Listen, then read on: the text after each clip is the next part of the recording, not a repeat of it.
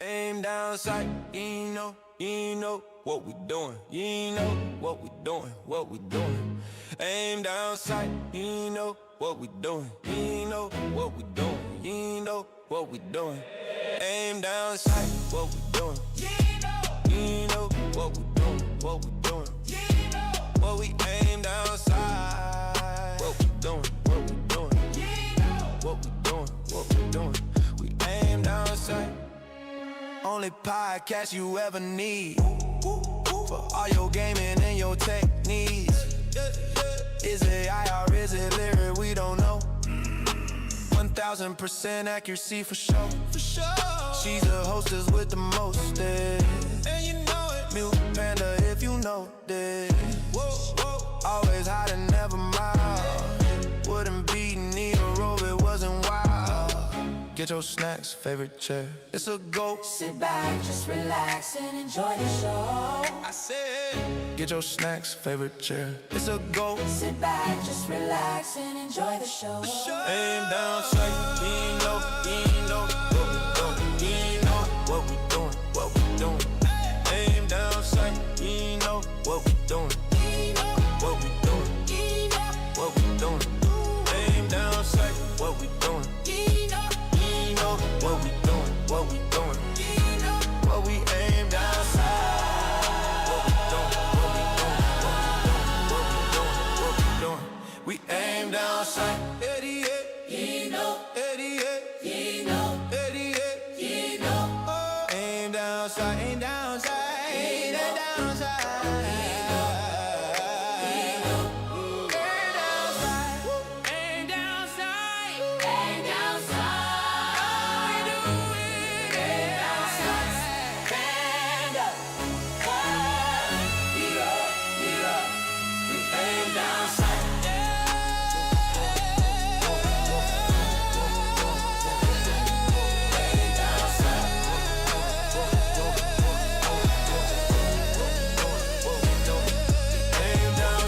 What we doing?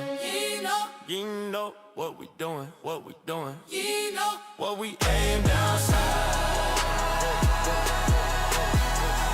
What we doing, what we doing. We aim down sight. So sit back, relax and enjoy the show. aim down sight.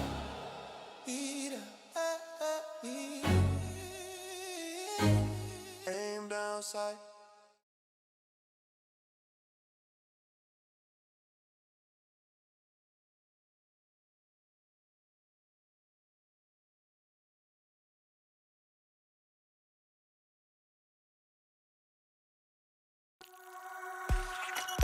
No, wrong thing, wrong thing.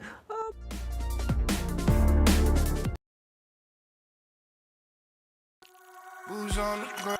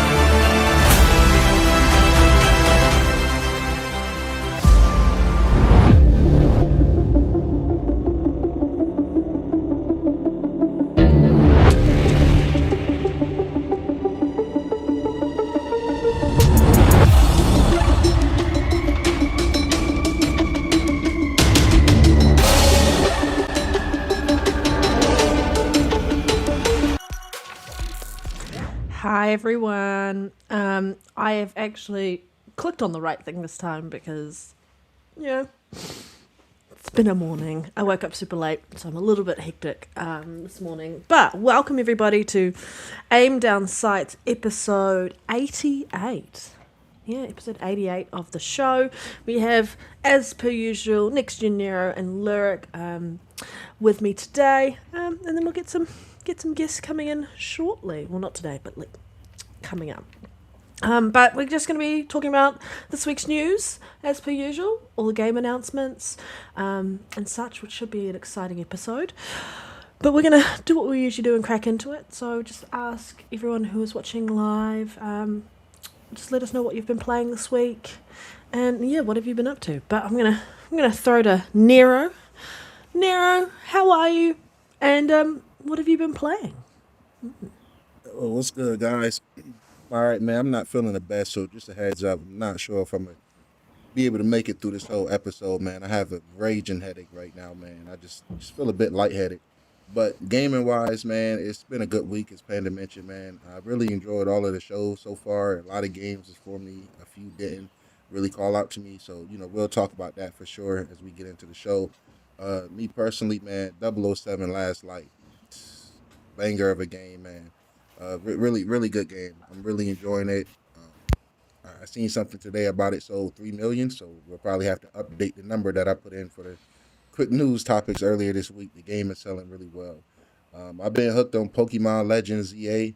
I know the game got a lot of backlash for a lot of people, but I'm really thoroughly enjoying it for it to be my first Pokemon game. It's really fun.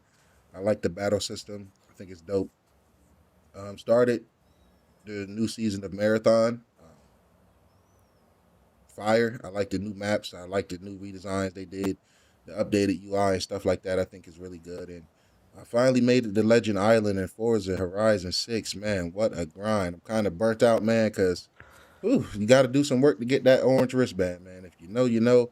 Shout out to everybody on the grind out there, but that's about it for me, man. I've been jumping around a bit more than usual, man. I need to lock in and finish a few games because, as we all should know by now, man, these next few months are going to be jam-packed. Yeah, we're gonna have no Yes, lives. sir. Yes, sir. All A lot right. on the table coming up. Yeah. What have you been up to? What have you been playing? Just the usual. What I've been playing. Uh, Definitely been trying to get a little Crimson Desert in when I can. Like I said, the game is massive, so it's like I get in and it's like I don't know what to do next. So I Yeah. end up, but then I'm asking myself the same question hours later. Yeah. What am I supposed to do next? So it's definitely has that fun factor in it, with so many mechanics and things in there. I think they do most of the things pretty well. Echo Generation 2, I was just Yeah. saying that, talking to y'all about that early, before we You started. finished it now? No, I haven't. I haven't even like. I've gotten further in the game or whatnot, but and I finished like the initial chapters that kind of like introduce you to the story, so to speak, because the way it's set up, I think I said it last week, is like you can play the chapters out of, well, there's no actual order. I mean, I guess there is a chronological order, so to speak, but you can play them in any order you want. For the first chapter of missions that kind of introduce you to the characters, so you can Yeah. kind of play them in any order you want. But I finished that part, and I'm finally at the part where I can put together my squad and play it, play it, play it traditionally like RPG. But I it's like definitely fun. with Eco Generation that both games are Play Anywhere titles. So like That that's was a such a good thing. yeah, it's such a good thing. Like such a good thing that it is a Play Anywhere title. Like anytime a game is a Play Anywhere title is a good thing. Actually, anytime. Absolutely. Yeah, 100%, 100%. Anytime. Anytime, anywhere. Why you Okay. had to get close to the mic when you said anytime? Hello. Just Yeah, be a definitely. weirdo. Echo Generation 2, y'all. If y'all haven't tried it out, please go check it out. I mean, it might not, could possibly not be your cup of tea, but I Yeah. can almost bank on it that you'll find some fun in it. Yeah. And to round up my little gaming resume as as of now, I decided to hop back on Mass Effect Legendary Edition. Start that over. Was it me talking about it the other week? Because I'm I, going to be talking about it it had today.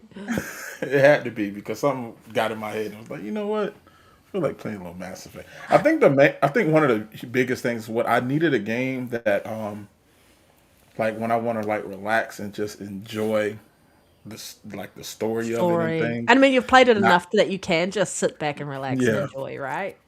Yeah, it's just Yeah. like, I mean, of course, there's combat and stuff there, but it's not so rigorous that I have to like sit up and be pressing all the buttons and all that stuff like that. I can Using all just your squad enjoy. powers and all of that. Like, yeah. When Yep. you play on the real hard difficulties, like Insanity and that, then it's insane. It is. Yeah, I'm not doing that. I'm playing for just purely to enjoy my playthrough, the story of my playthrough. But that's been pretty much my gaming acumen as of now. What about you, Panda? What you been up to? Forza Horizon 6, because it's just so good to be playing a racing game. I am going to finish Lego Batman 3 and 100% that. I'm at like 92% on that. So I was like, well, I might as well just finish the game. I'm so close to being complete anyway. And then I have got, what is it? I've been playing Mass Effect. Did I finish anything this week? No, I don't think I have finished anything. But I went and picked up Echo Generation 1 so I can complete that. Because I never completed the first game. But because now you've talked about Echo Generation 2, and I was like, I loved Echo Generation 1 from what I played of it. And so I will want to play the second one as well. But yeah, that's kind of been me. Pretty boring. I've just been very busy with work and my partner. Yeah. I'm so boring. But yeah, what has everyone else been playing? Let's have a look at the chat and see what we've got. Hi, Tellus Ray. Hi, Reese. Good to see you. Can't wait to see the Gears of War showcase. 100%. Forza and 007, Reese. Yes. I really want to play 007. It looks real good at some point. But there's so many games I really want to play. Like, I want to play the new Lego Batman game. I still need to play Crimson Desert. Like, I've been so busy. Busy being happy.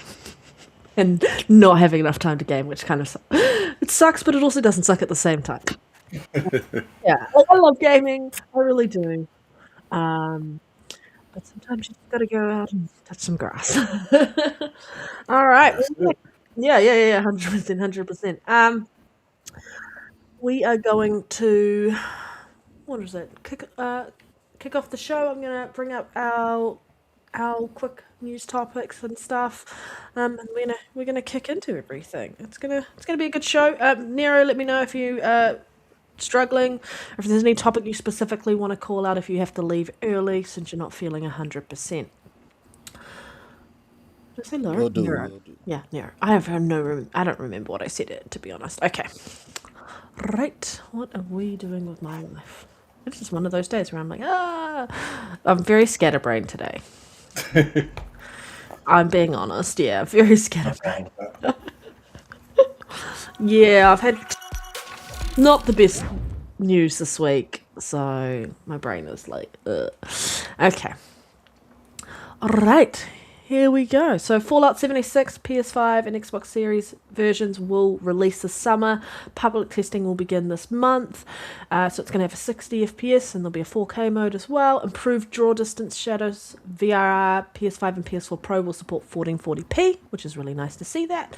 Previous gen platforms will continue to support 1080p. So if you're a big Fallout 76 fan, or if you haven't jumped on the bandwagon, the version of Fallout 76 that is out today is far superior to the version where it launched. So if you still hear rumblings of bad things about this, you can ignore that. Now it's a really, really complete game, and it's going to be even better. There's a version going to be set up for current gen systems specifically, so you'll get the most out of the hardware that you're on, which I think is fantastic news. Does anyone want to add anything to this, Lyric or Nero?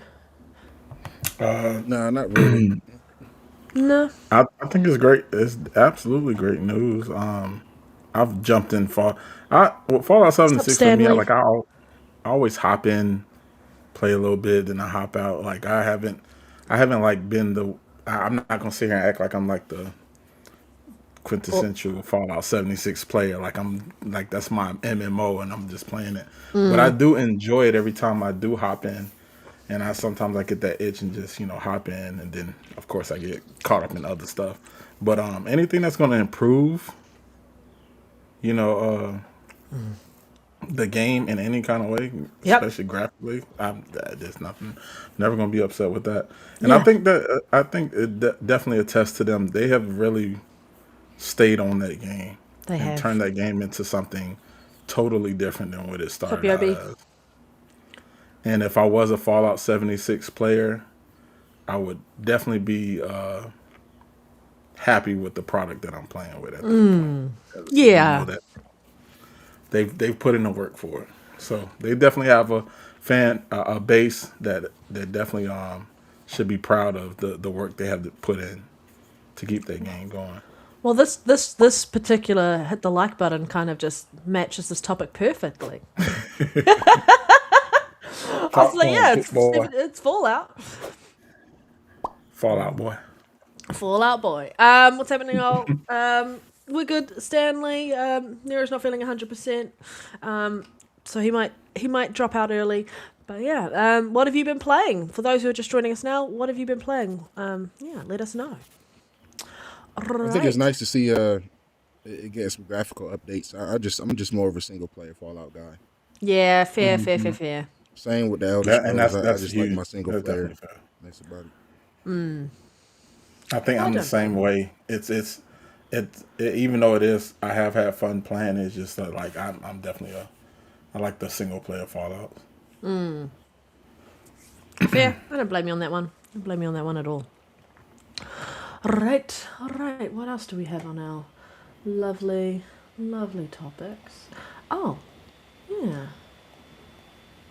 1 second. I'll just bring it up.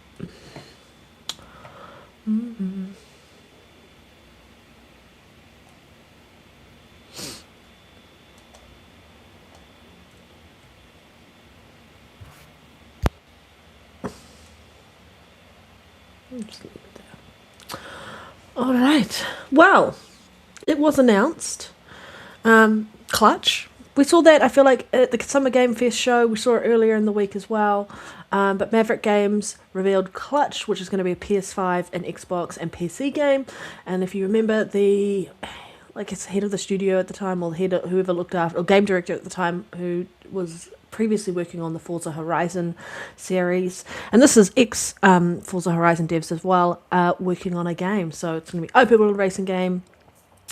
Combines circuit racing with underground street racing, bigger focus on narrative. There's a new benchmark in car customization. The car customization looks sick. It reminds me of Need for Speed Underground 2, like where you got the LEDs under the car and stuff.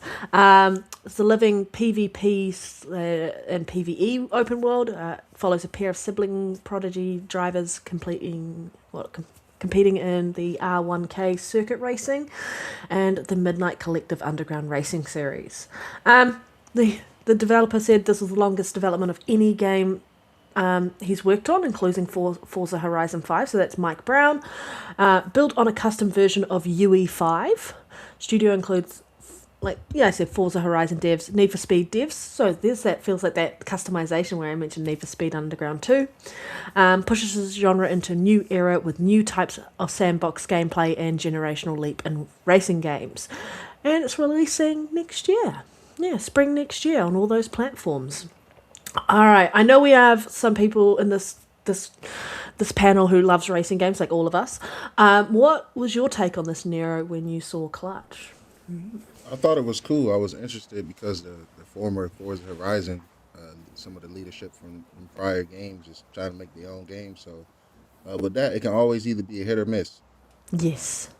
They either gonna deliver the same pristine quality we've known for them to deliver with the Forza series, or they're gonna take an ambitious risk and it might not pay off. Either way, I definitely be keeping my eye on this. I can't say it's the most anticipated game for me personally. I kind of just stick to my mainline racing series that I've been playing since I was younger. And that's mostly Forza, little Gran Turismo and stuff like that.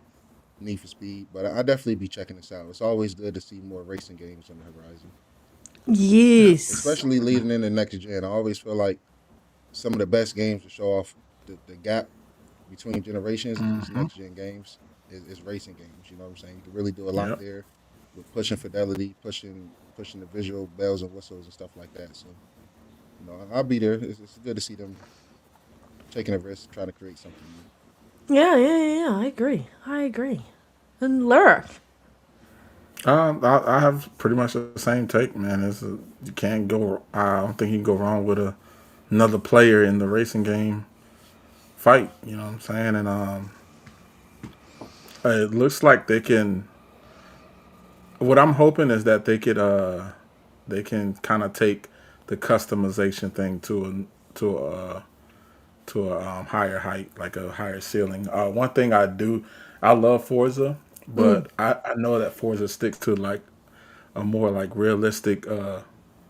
It's like Like, arcade sim racer. Yeah. yeah, but Forza like the customization, like Oh, Forza it's very customizing your traditional. car. Yeah, they keep things pretty grounded for the customization, and I think I was talking to I remember talking to Riz about it before. It's like it would be nice to be able to put neon on the bottom of the cars in Forza, which is something you can't do. It's up for And God. so we would love to see like I would love for to see them like go all out with the customization part. That would be Yeah. pretty dope. I think they're gonna nail the driving. Like I said, they're former Forza devs and Need for Speed devs. So I think they're gonna nail that. I think it's gonna look phenomenal. But and as long as they keep content going and plenty of places to race, we should be fine.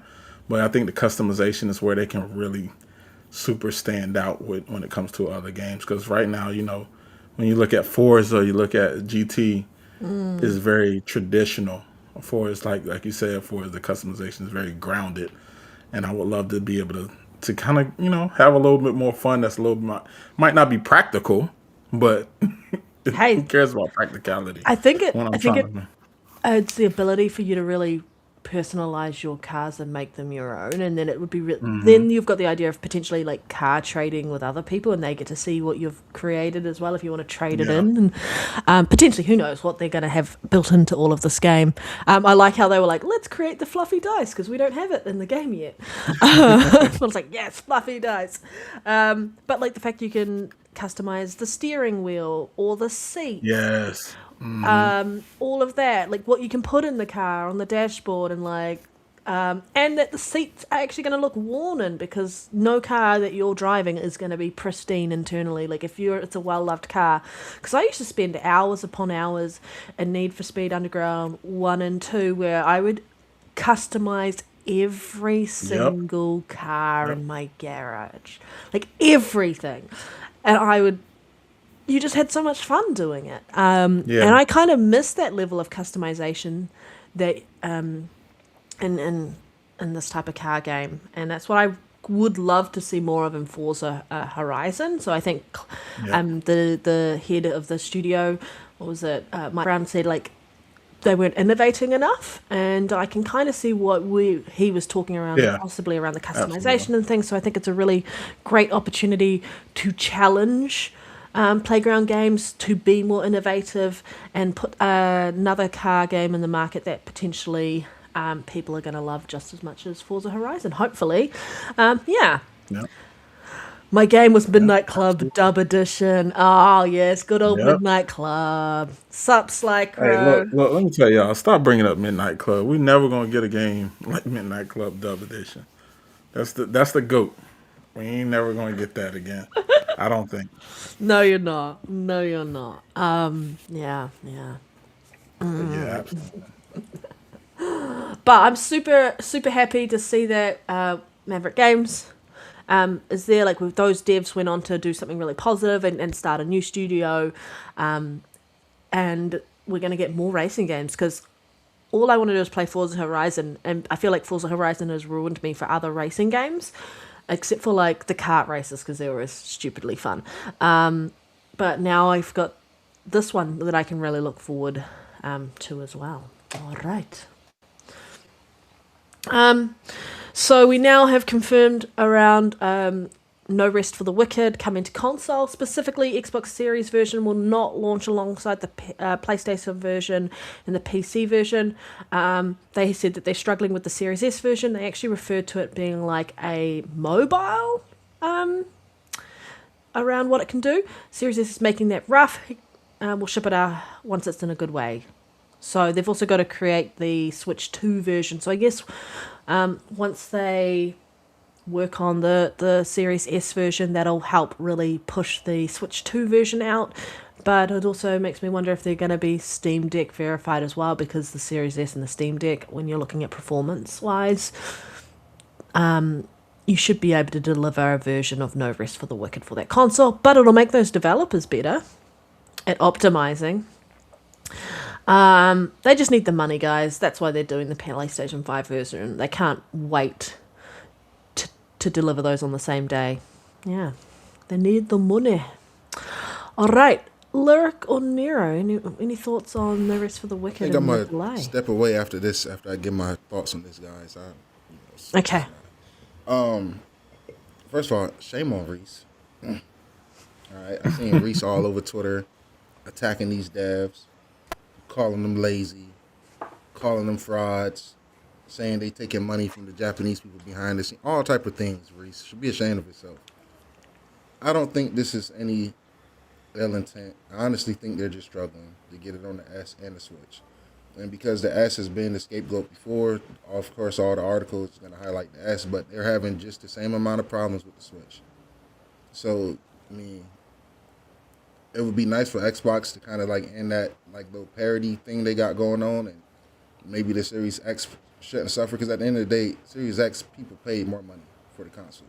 So if we get more features, even if that means we get a game, maybe 6 months before the Series S, I mean, you get what you paid for. And I say that in the most respectful manner.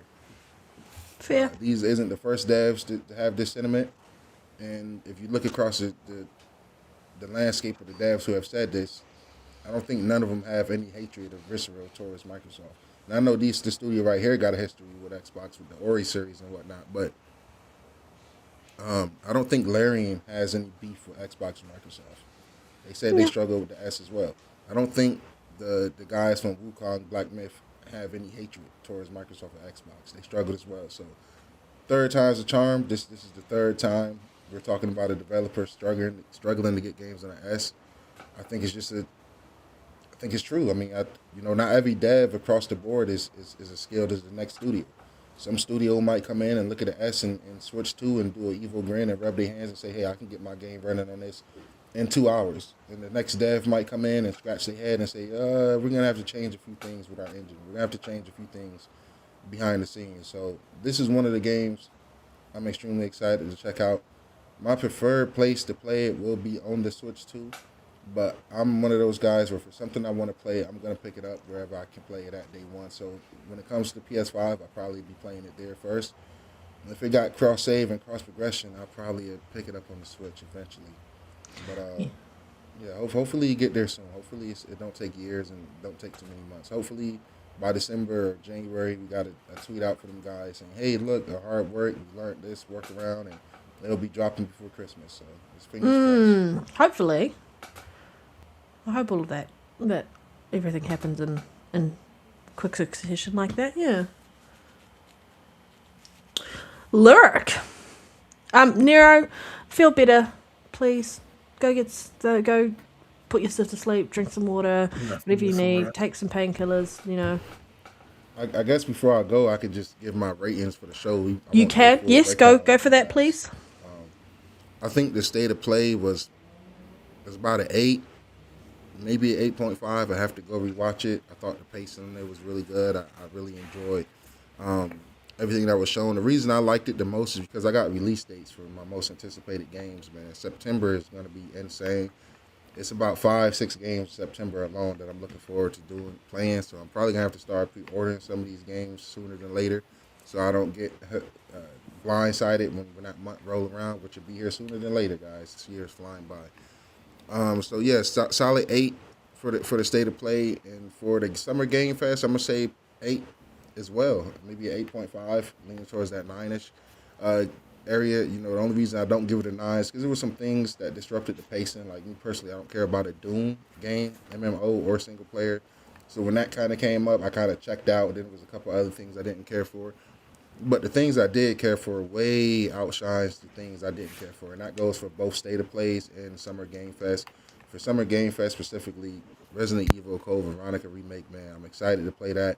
Final Fantasy 7, that third entry getting revealed, and it's going to be everywhere. I think that was a huge W from Square Enix. I feel like I'm missing some games. I'm pretty sure I tried to put the list in there for everything, so when you guys go through it later, you can go one by one and talk about each game. But overall, man, it was some really cool things in there, man. Capcom continue to kill it. I don't have too many complaints, man. I'm really excited for the Xbox showcase.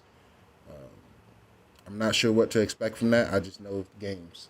It's gonna be a lot of games. You know, I wish I can give a prediction of what specific game I would like to see, but I'm just looking forward to being surprised. You know, Yeah. I haven't really seen too many leaks for the Xbox or Nintendo showcase, so even for these past two ones, like the Code Veronica, to me that was a surprise. I know it was rumors and stuff like that leading up to it.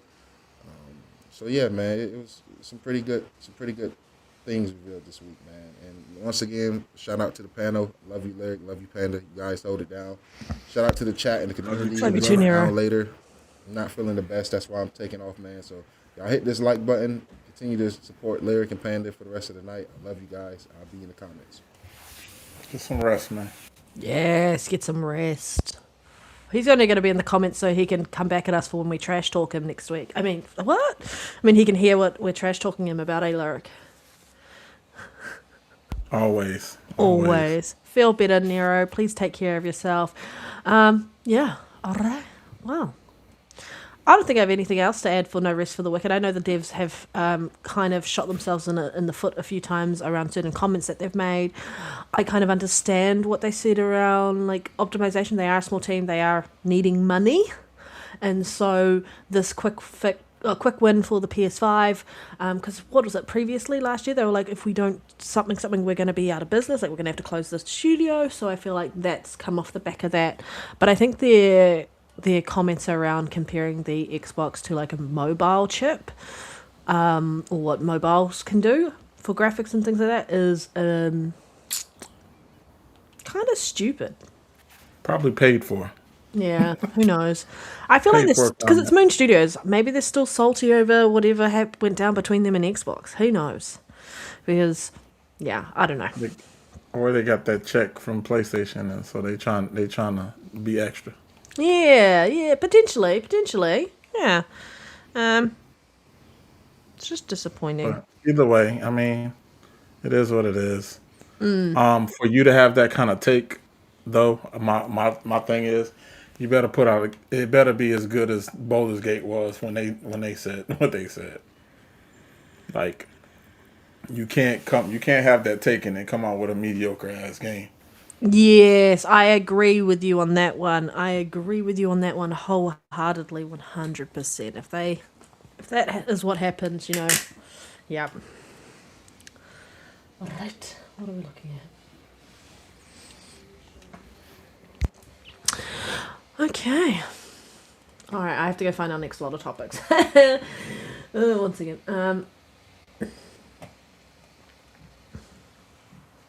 it's me just being my chaotic Let me good pull it today. up. Chaotic good today. Let me pull it up. Yeah, let me pull it up. What are we? Switch 2 has reached 1 million units sold in the UK, 30 weeks faster than the Switch 1 did. This milestone makes it Nintendo's second fastest selling home console in the UK. That's just real quick news. I mean, are you surprised by this, Lyric? Nah, not at all. Not at all, right? We know what the Switch does. Yeah, it's just a fucking license to print money at this point. Yeah, that's all it is. It's a money tree. 100%. No rest is nowhere close to a mediocre game. Sorry. I hope not. I hope not. I've heard some good things about the gameplay for it. So I hope it's a good game. It's just funny. That comment was funny. All right.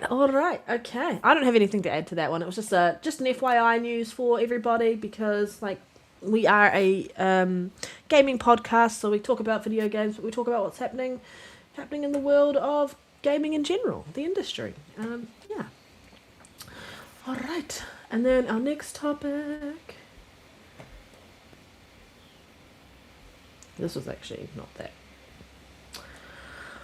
All right, this came out this week that Sony's been selling millions upon millions of fewer first-party games over the last 5-6 years, and this is on the eve of the state of play. So this came out earlier in the week, and it's clear Sony could use more hits. So growth in the third-party game sales does not appear to be to blame. So it's just the first-party sales in that space.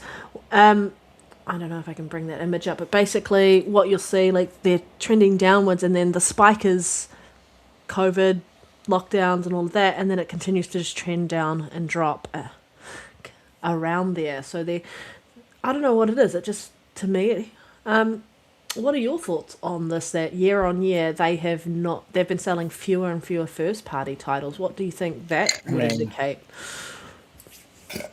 What's up, Spartan? I mean, it's kind of to be expected. Like, you got an influx of more casual gamers than, I mean, in that time period. You got to think we're They're looking playing at 2020. Roblox. They're playing Fortnite. They're playing Exactly. You're looking at 2020. That's COVID. When COVID hit big and the shutdown and everything over here, and so like, you've got an influx of people that started gaming that probably wasn't so heavy on it before.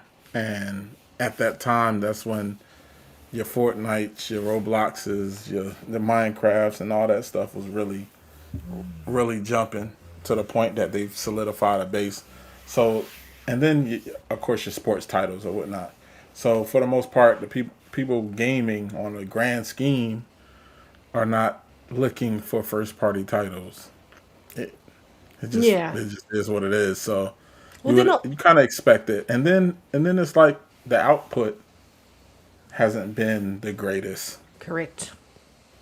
They've cancelled. It's been so many live service games, and it's just been a couple of sequels, and I mean, though I've enjoyed the games I've played, this hasn't been a crazy amount of like risk-taking new games to look forward to. It's the same old formula, from a right? First-party standpoint. This is true on PC too. Yes, it is. Yeah.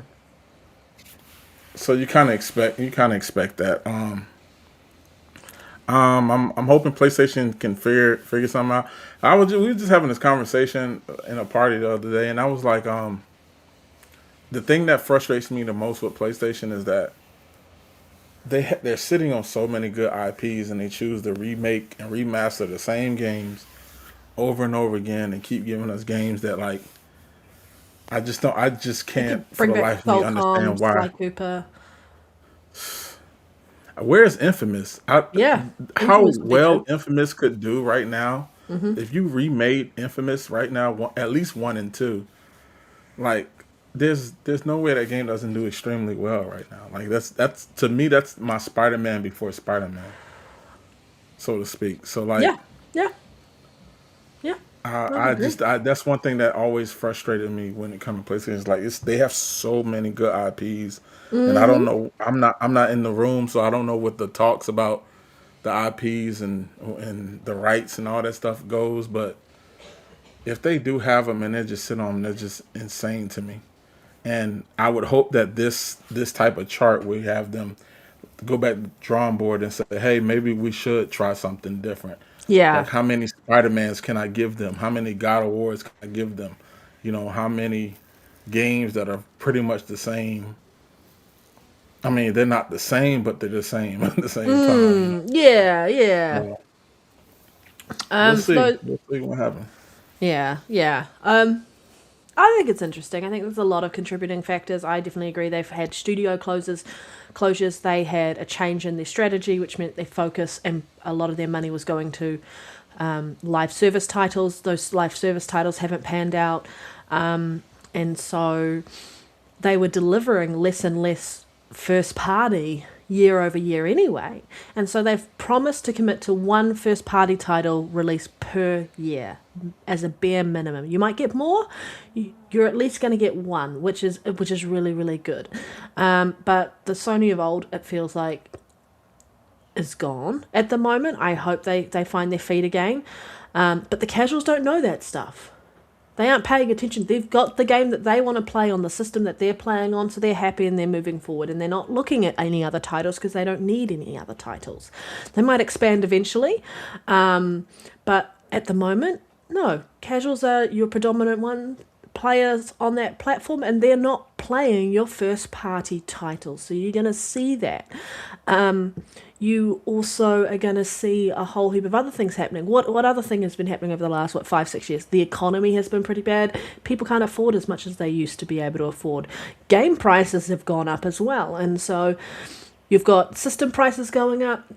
The attachment rate with PlayStation hasn't been great with their first-party titles for the last few years anyway, which would be indicative of why this is accurate and true around what we're seeing as a trend. There are some games that might change things, but yeah, it's just not surprising. I feel like this is everyone. Like, this would be Xbox as well. This would be in some areas Nintendo and things like that. I don't know, Nintendo's IPs just sell like crazy anyway, because you buy Nintendo for the exclusives. Most casuals buy a PlayStation to access Call of Duty, Fortnite, Roblox, and like Minecraft. They don't need anything else. Exactly. They don't need anything else. There's not a killer IP that's what they're on that platform for. Or their friends are on that platform. Yeah, so I'm not surprised. The same thing could be said about Xbox, because we know it's the multi-plat box. Yes, and you can see. Which makes me concerned that they are then potentially, the rumor, waiting for PlayStation to come out and announce it, is the announcement that they will be pulling all their games off PC and purely going the console exclusive route. I think they won't do that for live service. I think they might do that for first party. But it's very interesting to see at the PlayStation Showcase just coming to PlayStation, not only on PlayStation, which was their messaging before when they were super clear about exclusives. So I think there's a bit of ambiguity and there's a bit of wiggle room if they do decide to put a game on PC. They can, because they haven't set the expectation that it's only on PlayStation at this point.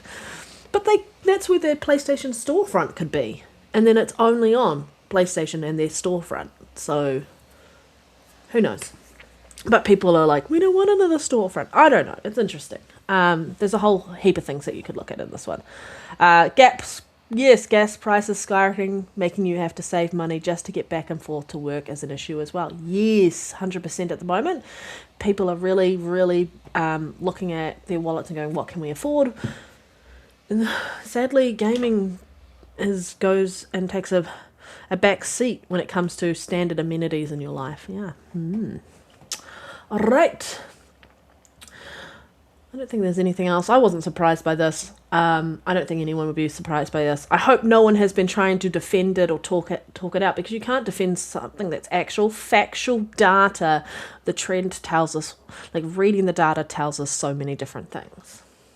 But speaking of, like, a great IP, Arrowhead has revealed major plans for the future of Helldivers 2. So new ships, new progression, new rewards. The future of Helldivers 2 looks good. I'm excited. I'm a big Helldivers 2 fan. So it's the fight for Super Earth. It's entering a new era. Campaigns, war fronts and meaningful progression are on the horizon. So assisted reload no longer requires both players to carry the backpack. Democracy wins again. Oh, I love that. Level cap increases confirmed 300. Time to grind. Yes, there is a lot of grinding, but do you know what? Grinding is so much fun in that game, because you're just killing people left, right, and center and making friends or enemies along the way. Absolutely. Emote slots, improved stimming, new progression system, and more ships. Arrowhead has just dropped a massive look at the future of Helldivers 2. First campaign reward is there. So yeah, I'm excited. I'm excited around this. What were your thoughts when you saw this news, Lyric? More content for a great game. Can't go wrong. I was like, oh, this is a reason to bring it back up and play it some more. So get back out there, Haldane. Absolutely. Super Earth Absolutely. needs you. This has been sitting on my Xbox. I definitely hop in there from time to time, but just give me a reason to kind of lock in for a little bit. Yeah, I think so. Go have a look at what the updates are. Go get some friends together because it's a hell of a fun game. Like, highly recommend. If you want a good laugh and you want to just look at your friends and think of them as enemies because you can't trust them not to kill you, then yeah, jump in. Yeah. It's such a fun game. I highly recommend it. If you haven't picked it up, please pick it up. You will not regret it. Get in there, play with some people, and you'll have a hell of a fun time. Absolutely. All right. The Streets of Rage movie is in the works. So just very quickly, so Pat Casely and Josh Miller, so Sonic the Hedgehog, are going to write the script. And then we've got, is that James Samuel? So I've never seen a spelling of James that way. That's really interesting. The Harder They Fall is set to direct. So it's just a very bit of quick news that there is a Streets of Rage movie coming out, and it's in the works. So we'll wait and see. I'm excited to see about that, potentially. Lots of game IPs going into the entertainment side. I'm excited. Hopefully it's good. You don't know, because sometimes it's really hard to take this genre to a different genre or medium. Yeah, I'm interested in see what they're gonna do with Streets of Rage. Yeah, It seems like the perfect game to turn into one, but you never know. we'll see. We'll see. Not every game makes the transition over unscathed. Yep, that part. Yeah. All right. Okay, this was really cool. Sony accessory. So the Fight Stick coming out August 6th. Their new Fight Stick. It's going to be $200. I'm saying that because I'm just rounding up. 27-inch gaming monitor with DualSense charging hook. August 27th, $349.99. So $350. Pulse wireless speaker or Elevate wireless speaker later 2026, and so pre-orders are available June 12th for the Fight Stick and June 5th for the gaming monitor. So yeah, if you're interested in any of those, you can. I mean, if they're pulling out a PC, why do they have a gaming monitor? I guess my thoughts are not everyone has room for a television or wants a television, so that's probably why. But don't put a gaming monitor out and then not have games on PC, guys. Read the room. Just me getting sassy with them. Not read the room. Yeah, that monitor better be OLED. Oh, yes. Yes, it better be OLED. Anything you want to add to that, Lyric? Other than just, here's a bit of news if you missed it. There's this hardware coming. Nah. There's not much I can add to that. Yeah, nah, I agree with you there. Very Kiwi related when you're saying it like that, because that's something like New Zealanders say all the time, like, yeah, nah. You never know. You never know. He could be in New Zealand right now. No, I'm kidding. That's why he's off camera. He's travelling. No, I'm kidding. Imagine if you were. Oh, lol. I'd love that. I would love that. 100%. Okay. What have we got? I need to bring up the next one. Okay. Baldur's Gate 2 remake in development with original co-lead. So you got some original people who worked on it bringing this up because, what is it? Baldur's Gate 4 is inevitable ahead of what looks like we'll see the resurrection of BioWare's original games, specifically Baldur's Gate 2. Yeah, I'm excited. I feel like those who played Baldur's Gate 3 and then went back to try and play Baldur's Gate 2 may have found the transition backwards hard. And so a Baldur's Gate 2 remake and bringing it into modern day for those people would be ideal in that space. Is what were you going to add there, Lyric? Similar thing? Nah, same thing. If you went from BG3 and tried to play BG2, you found out. You did found out real quickly. You did find out real quickly.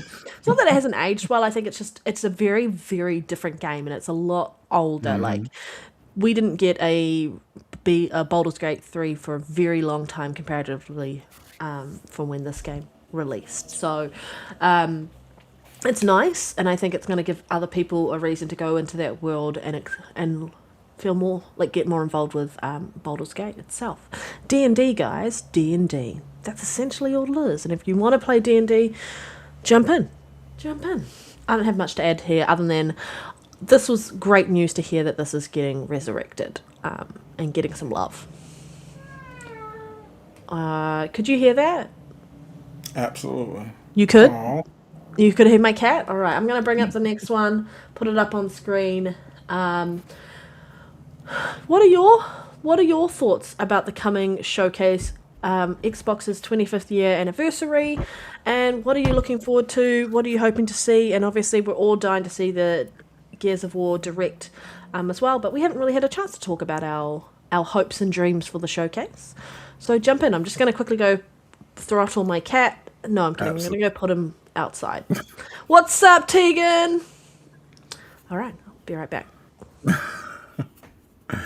All right. While Panda's handling her cat at the moment.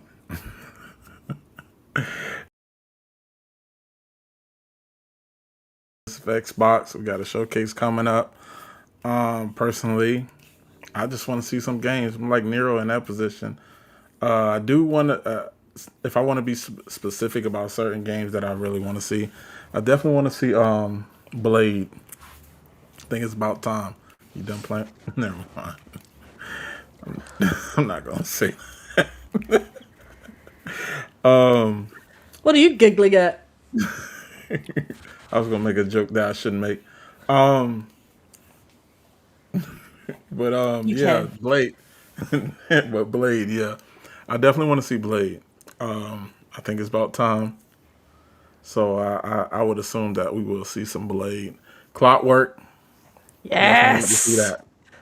I am I'm itching to waiting. see that. Like, that is a very highly anticipated game. It's time for that date. They last time we saw it, they said what was the thing they said for the date? It said something like in due time or something like that. Oh, yeah, when it's ready. Yeah. But yeah, it's about that time. But those for me are the main two that I'm like looking forward to. Other than that, I'm just ready to Yeah. be wowed by some games. I want to see games. I want to see some things that we didn't see. That we don't know is coming. And I'm not talking about some games that won't be here for 8 years. I'm talking about games that has been quietly going on in the background, and they're ready to release them within a year or whatnot. So we'll see. I mean, Yeah. it should be a good year. It should be a great year, and of course, the E-Day Direct. The coalition's been quiet for the generation, so I'm looking forward. I'm looking forward to that. I know they've Yeah. been cooking. Yeah, I What agree about with you, you. Panda? Just talking about the E-Day Direct, I agree with you on the E-Day Direct. It's we're so looking forward to seeing more of that, and we've only seen a snippet of it. So I think getting this time needed that we can sit there and like just watch it and experience what we fell in love with the original Gears in the first place, like Marcus and Dom, like having those two back on screen together. I'm excited for that. I just, yeah, I'm excited for so many things. All right, I really want to see Clockwork's Revolution. Yeah, that, like I said, it's one of my most anticipated games. I really want to see State of Decay 3. I think it has been long overdue, and this needs to be seen, because if we don't see it this year, I feel like that's not a good omen at this point.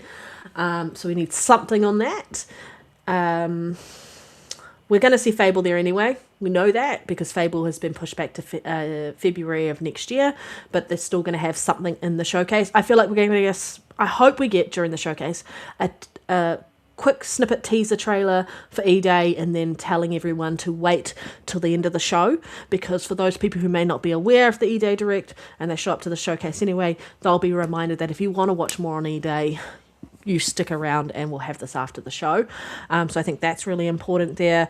I'm hoping we're seeing some really good third party coming through, but I think this is really just a great chance to celebrate Xbox first party, and maybe we'll get some good news around some of the things that are happening with what Usher's been doing, and so on and so forth. I don't know. I'm just super excited, and I kind of there's a lot of hope in the showcase because it's Xbox's 25th anniversary. So, yeah, that's where I'm at around that.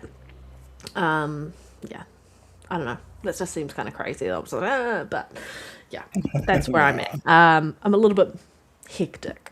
But yeah, it's going to be a good showcase. I feel like they've learnt a lot over the last few years around pacing.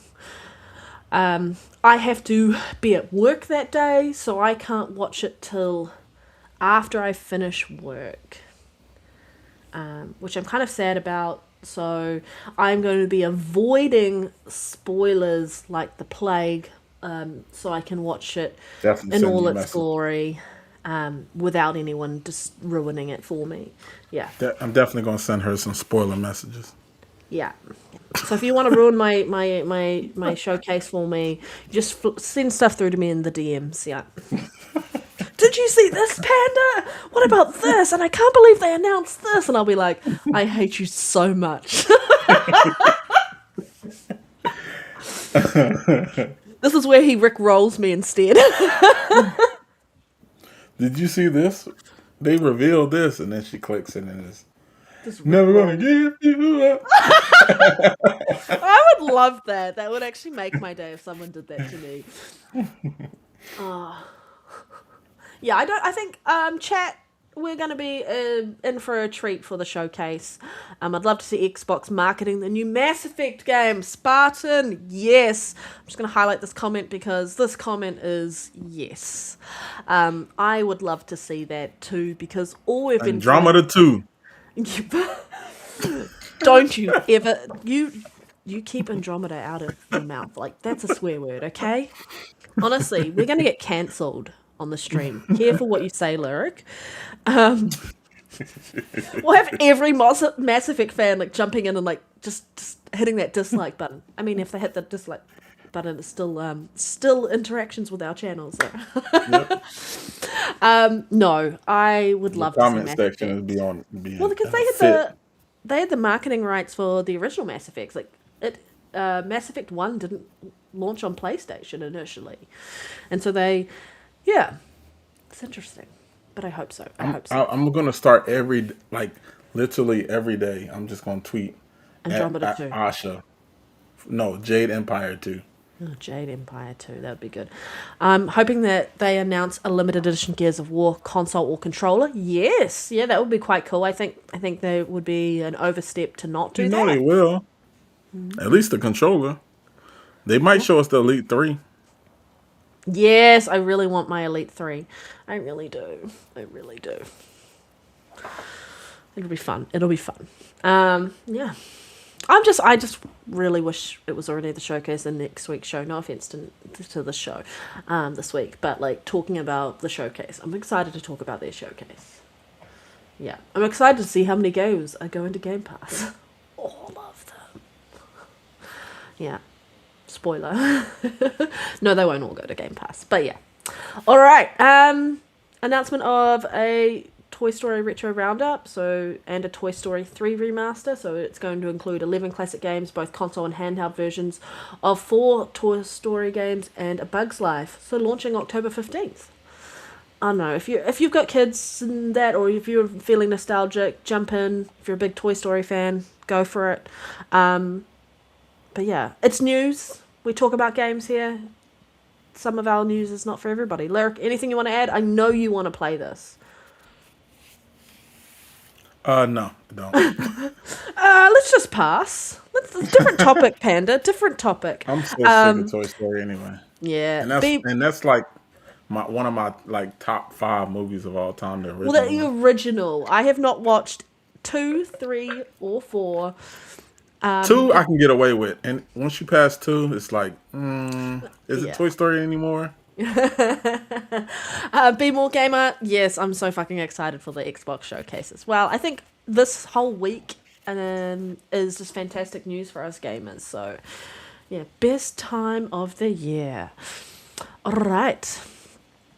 They're gonna reveal Biggie and Gears of War E-Day.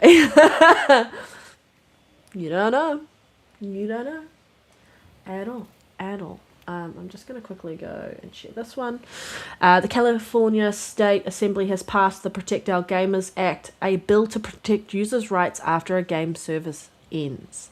Under this, games shutting down would need to provide at least 60 days notice to consumers, while also ensuring that purchasers will still have access to the game via an alt version or patch that allows it to be played offline, and if not, they must offer refunds. The bill will be passed by the California Senate. Lyric, anything you want to add to this bill? I'm just gonna clap Yeah, for all us that's what gamers. Let's just slow clap. Then get into a fast clap. This is a dub for us as gamers and consumers. At the end of the day, no one wants to see a game that they just invested or bought get shut down, and then it's like you're just sitting there with a brick of a game at that point. And a lot of these companies have been getting away with that. The fact that they'll have a game and they know it's going to shut down and still be selling it. So at least this gives us they have to at least provide the notice. What you do with it after that, or what you decide is on you. You still purchase the game, that's on you. But they must offer refunds. I love that. Do you know why I love that? Because PlayStation, that's you. That's all the companies, like the game's shutting down. You've played this for thousands upon hours, and I'm like, well, if you can't offer me an alternative version and I can't play this game anymore, you took my money, so I should, absolutely. like it's all that whole thing of like, I paid for this and you're removing it, so I should have my money back, or What's so hard about that, right? yeah. I paid for the access to this. I can't access it anymore. So what did I Yeah. It'd be like if you were like, I paid for these clothes, and someone's like, all right, we're taking these clothes back off you now. Yeah. But we're just taking them off you, and we're not giving you anything back in return, and these are no longer your clothes, It's like buying food and they bring it to your table right before you eat it. But You've eaten this food, but we would like it back, so could you please give us this food that you've just eaten? Yeah. And then going, and I know you paid for the food you just ate, but we want the food back. Yeah, we need that back. We need that back. Yeah.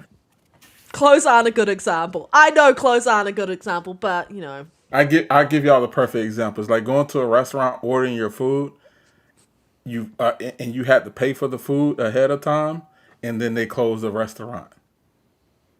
Oh, I'm sorry, we're closing in 5 minutes, but I don't have my food yet.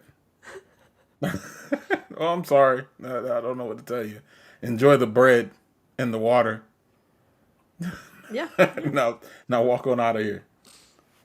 So at least give me at least the restaurant has to give me 60 minutes to let me. Yeah. We're closing in 60 minutes. Yeah. Now, if you want to order before then that's up to you. But we're closing in 60, so. Yeah. Yep. Yeah. You ain't done eating? Oh, sorry, we're closed. We're only halfway through your meal? We're closed. Sorry about that. We're closed. Sorry. Yeah, we're just going to take that food and we're never opening again. Oh, no, you can't take the food with you. No, yeah, you can't take it with you. What do you mean you can't take the food? I paid for the food. Yeah, but, we're taking that food back because we're now, you didn't finish it before we closed, so... Exactly like that. Yeah, that's true. That's probably what they're going to do. We're going to charge you the offline version to buy. I wouldn't be surprised if they made us pay a fee for upkeep. They would definitely do something like that as a loophole. Yeah, nah. Oh, yeah. Anything that stops them from getting over on us is always a good thing. Spartan, you better bring me my meatloaf. Yeah, I agree. Yeah, I think this is a great win for all us gamers. I hope this is not the first country, or the last country, sorry, to do this. I hope this is a trend moving forward throughout the rest of the world, because if you're talking about consumer rights and consumer guarantees and those sort of things, like even in this country, part of that Consumer Guarantee Act is you bought this item, and you should have access to this item that you bought. And the fact that these companies are like, yeah, nah, we sold you a service, but we're revoking that service is in like it's in breach of that. Yeah, I feel. So I'm happy. Everyone should be talking about this. Everyone should be happy. It's a good day. It's a good day to be a gamer. Well, with that news, especially over in the States for you. Yeah.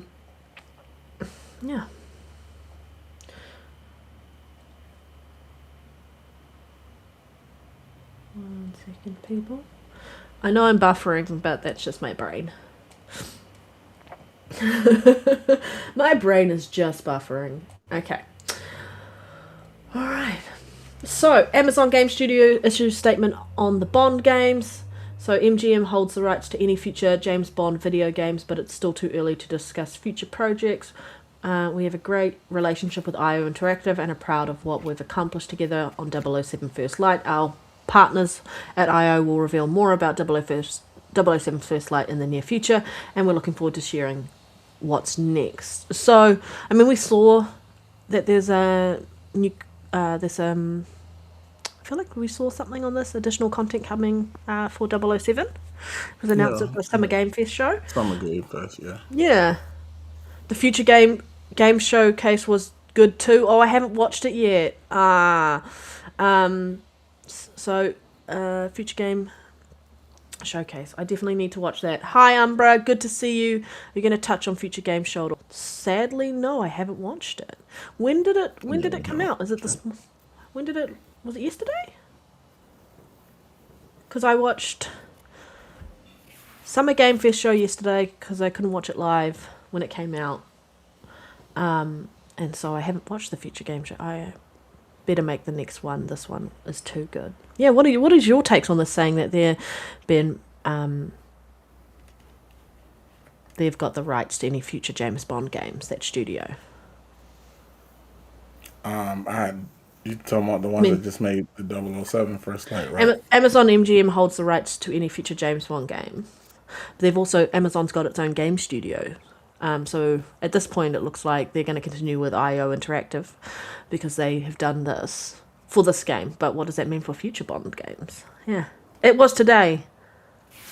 Oh, okay, I haven't watched it yet. So they said no future. They said future video games with Bond will not be published by IO. Oh, they've said that the rights for this. It's too early to discuss future projects, the Amazon spokesperson said, I guess around who's going to be making the games in future, because Amazon MGM holds the rights. So whoever they sell those rights to for the making of the game could be their own studio, or they could get IO Interactive to make the next one as well. Who knows? Yeah, I don't want Amazon Amazon don't have a good track record of making games anyway. And they don't stick to them either, so... They don't stick to them either too. Yeah, I kind of agree with you there. Okay, I need to watch it after the show. I woke up super late and I didn't realise it was today. So I will go and watch the Future Game Show. It's usually on my list. We'll have to talk about it next week. Something to talk about in next week's showcase on top of Xbox's showcase as well. I mean, showcase. Show. Yeah. All right. Xbox Series X and S saw a 12% rise in sales in the UK, helped by console-exclusive Forza Horizon 6. PS5 sales fell by 50% in May due to the price hike. So, some good news with some bad news. I like the fact that we know that the Forza Horizon 6 is a killer IP. It sells like crazy everywhere it is. And so to see it actually encourage people to pick up a console, well done to that franchise and that series. You're amazing. But Lyric, what are your takes on these two bits of news? It was warranted, and it's good news at the end of the day. But for the rise in sales for the consoles because of Forza, the price hike we know the Yep. sales of PS5s would have to fall because of a price hike. I mean, Something's got to I'm pretty give. sure that's across the board for any price hike anyway. So that's kind of we expected. Yeah. But we also should have expected that with Forza Horizon being as good as it is, Yeah. 6 being as good as it is, that there would be an uptick in sales. So Yes. hats Yeah. off to that. Unfortunate for Sony, but it comes with the territory. You raise prices, you're gonna expect to lose sales at the end of the day. Well, I think there would have been maybe some people who played Forza Horizon 5 on their PlayStation and potentially maybe wanted to pick it up on Xbox instead. Or had friends play on their PlayStation and they were like, let's grab this. Who knows? And it's cheap, right? I mean, not cheap. The Series S's and the X have gone down in price, which is nice. They're still expensive, as with anything. But yeah, I think it's good news and not surprising for the PlayStation 5. Like, anytime there's price hikes, you're going to see something else happen, which is why we're a little concerned around PlayStation putting their prices up for their subscription service, because for new people joining, it's less of an incentive. It's like adding a barrier to entry there. And price is a massive barrier to entry at the moment because we're living through just a really fun time of not having, like, everything's real expensive. You don't have a lot of extra change sitting in your pocket where you can just spend it willy-nilly. You really have to think about where your money goes in case something comes up. Yeah. I don't have much to add to that, but yeah. I agree. With Clutch coming out, there is no need to put Forza Horizon on PlayStation. True, Talos Ray. You are, yeah, that's kind of true. It's kind of true. But it's going to make a shit ton of money wherever it goes because it's such a good Can you system. tell them that? Yeah, send that to Asher. No, I have no issue with it if it goes to PlayStation. It's one of those games where it isn't online. Like, it's designed to be online and get everyone playing together and stuff. So, I mean, it sold like hotcakes on PC and on Xbox, so it's already got a great fan base and install base there, regardless. All right. Control Resonant 48-hour early access pre-order bonuses exclusive to PlayStation 5. Lyric, I'm going to let you start with this one here if you want. If not, I can kick us off. What are your thoughts? Okay. Like, I don't have much to say say? about that. Really? I do. I mean, it's 48 hours. Yeah. And But they're charging the same price for the PlayStation version as the Xbox version, but you're not getting 48 hours early access for the Xbox version. yeah, I don't know. You know, I this is these type of things think, we've gotten kind of used to when it comes to PlayStation. but if you're offering and 48-hour early access, shouldn't there be a slight price increase to offer that as a benefit? I mean, the only contrast to this would be that I think the better deal actually maybe PlayStation's getting ripped off at the price that they're paying for their version of the game. It's the better deal for the Xbox side as it is a Play Anywhere title, right? also that I Is it mean, game Play Anywhere title? Play if Anywhere. you're on Xbox, just be happy that in them 48 hours is going to be at least one patch. Yeah, it's true. But So I'm the thinking, version that you're going to get is going to be the patched version. yeah. Well, I was more thinking so like if you buy the PlayStation version and you want to play it on another platform later on, you have to buy another version of that. Whereas if you buy the Xbox version and you want to go play it on PC, you only had to buy one copy. Yeah, I mean that's the beauty of the Play Anyway. Yeah, but I'm a little bit annoyed that they're charging the same price. But I guess it evens out when you look at Xbox getting the Play Anywhere version, so you can get the better version anyway. Oh, I didn't say that. The Pro version for console, actually the best version is going to be on PC anyway. Yeah, as long as it's not buggy. Speaking of 007 First Light, I don't know, are those numbers accurate anymore? But it sold 2.2 million copies, mostly on PlayStation. So there's your split there. It generated $150 million in gross revenue so far. So PlayStation 55.1%, Steam 33.1%, Xbox 11.8%. It's still early days for that, but yeah, those are the sales figures all across the platforms. Panda, choose better topics. This is a console war topic. Yeah. No, it's just a topic in general. Topic in general. I don't think that actually tells you much. Like, there is plenty of reasons why the Xbox version hasn't sold as much. There's more games available to people on Xbox because there's more exclusives. I'm kidding. There's more first party being launched. There's Game Pass as well, so people are playing games there instead. And so there's so much to play. Like, it's really hard to go, do I have time to buy another game? But I've seen a lot of people playing this game. But again, it's your hardcore, not your casuals. Do you have anything you want to add here, Lyric, or are you happy for me to move along? Nah, I'm happy that they sold that many copies. The split looks about right. I mean, it's when you look at the amount of consoles, you would expect the split between PS5 and Xbox to be what it is. Yeah. Anyway. Yeah.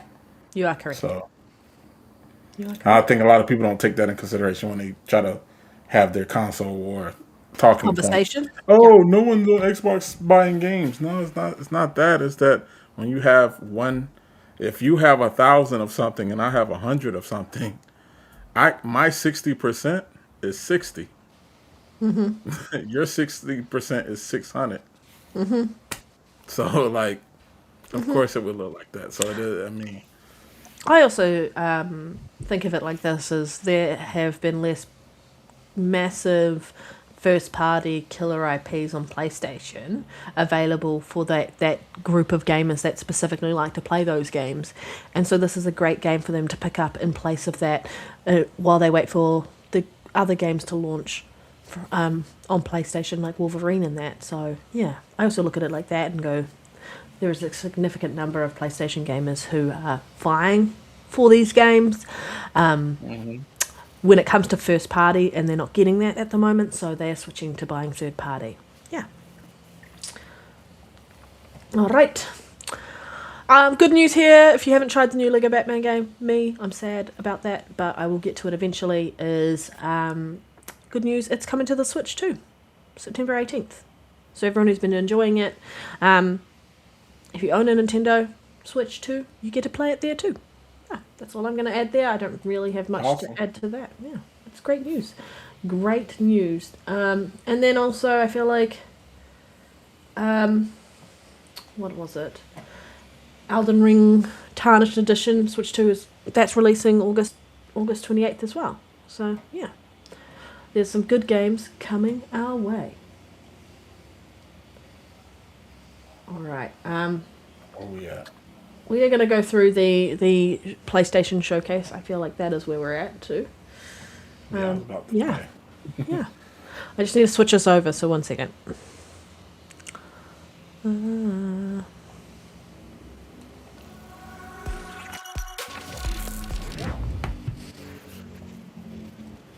this is just from off the PlayStation blog. These are the game trailers and games that were shown at the PlayStation showcase. I don't think it's in the order they came out in.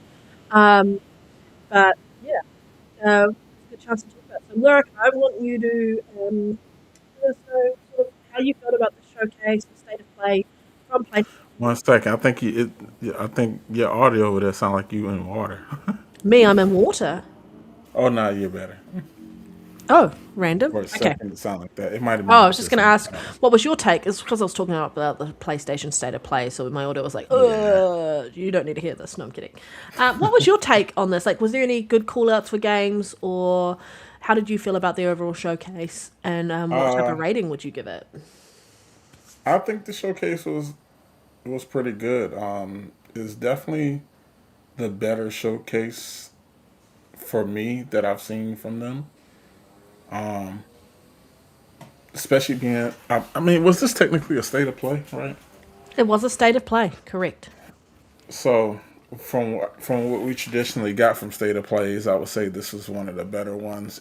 They didn't just give us some new stuff that no one knew about, but they also showed some things that people have been wanting to see and wanted to know about from their first parties. So, um, personally, I think it was a successful state of play. Not to go like into the games themselves, but for me, I looked at I gave it a B plus. I gave it a B plus for its the overall showcase for me. Did you say a B plus? Yeah, I gave Yeah. it a B plus. It was some decent games that surprised me. One of the, I mean, I'll just say it now, but one of the things that I was hyped for was Stuntman. I've been asking for Stuntman Yes, for we haven't seen so one of those in long, years. and they showed that Stuntman's coming, so that was one of a big surprise for me, and that Yeah. bumped me up a lot.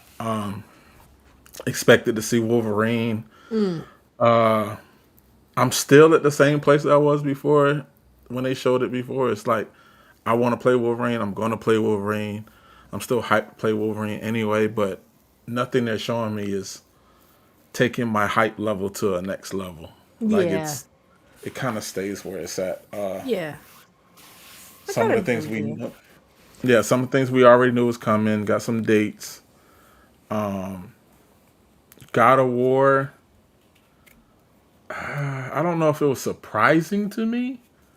I kind of expected a God of War. I think it being Faye become was the surprising part, but and I did like what I did take away from some of that is that I did like some of like the aerial combat that she was doing. It looked like a little change of pace from what Kratos would do, but it also was God of War through and through. And I made a joke tweet about it. I said when Jeff Keighley said, not Jeff Keighley, but when they were saying that we're about to get 20 minutes of pure gameplay, and then we got 15 minutes of a cutscene. That's hilarious to me, but that's indicative of what you're gonna get from that game. So like, it's once again, I'm gonna be there day one. I'm gonna play these games. It doesn't take away from me wanting to experience and enjoy them. It's just that it Yeah. starts to be more of the same. It starts to be kind of predictable, Yeah. and that was my biggest way. That's why I gave it a B plus. It still was a good showcase in my opinion. I think for me personally, and I don't mean to be long winded. I'm sorry, No, you're but good. Go for it. Talk as much as you want. I think for me the biggest thing is that I think the first party game that was shown was more of a disappointment than everything else to me. Like it was like Because I what we had, God of War did not wow me. It was God of War, and then Wolverine. It Wolverine just something about it.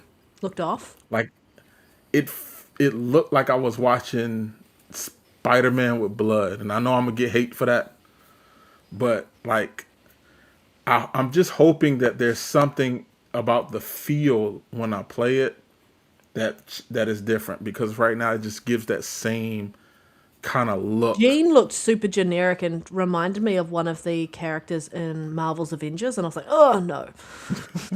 But it just gives me that same Spider-Man s feel. Like I expected Wolverine to be more weighty, like it to be a little bit more gritty. Like there's blood everywhere, but I don't think I've seen any dismemberment.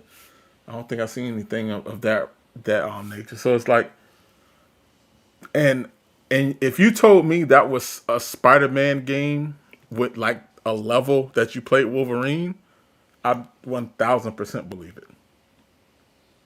So that I think that's where it's like Yeah. it doesn't increase my hype for it. It doesn't take none away either. Like I'm still gonna enjoy this Wolverine at the end of the day. And then But Until Dawn 2 was announced. like I guess I'm gonna get it for this one too. I'm not a fan. I'm not a huge fan of Until Dawn. Yeah. Never been. I Yeah. mean, it was cool and all, and it looks good, but it just wasn't. It just never really did it for me. I think it was just I mean we'll get into talk about it anyway, but God of War. And I did finish that game, just in case y'all wanna. Yeah, I mean, y'all wondering. Yeah, it's not like I didn't beat it. I did beat Until Dawn multiple times, and it just never really stuck. Yeah. Like as I one mean, of those games. Like Detroit is a way better game than me. yeah. Detroit Become Yeah, Human.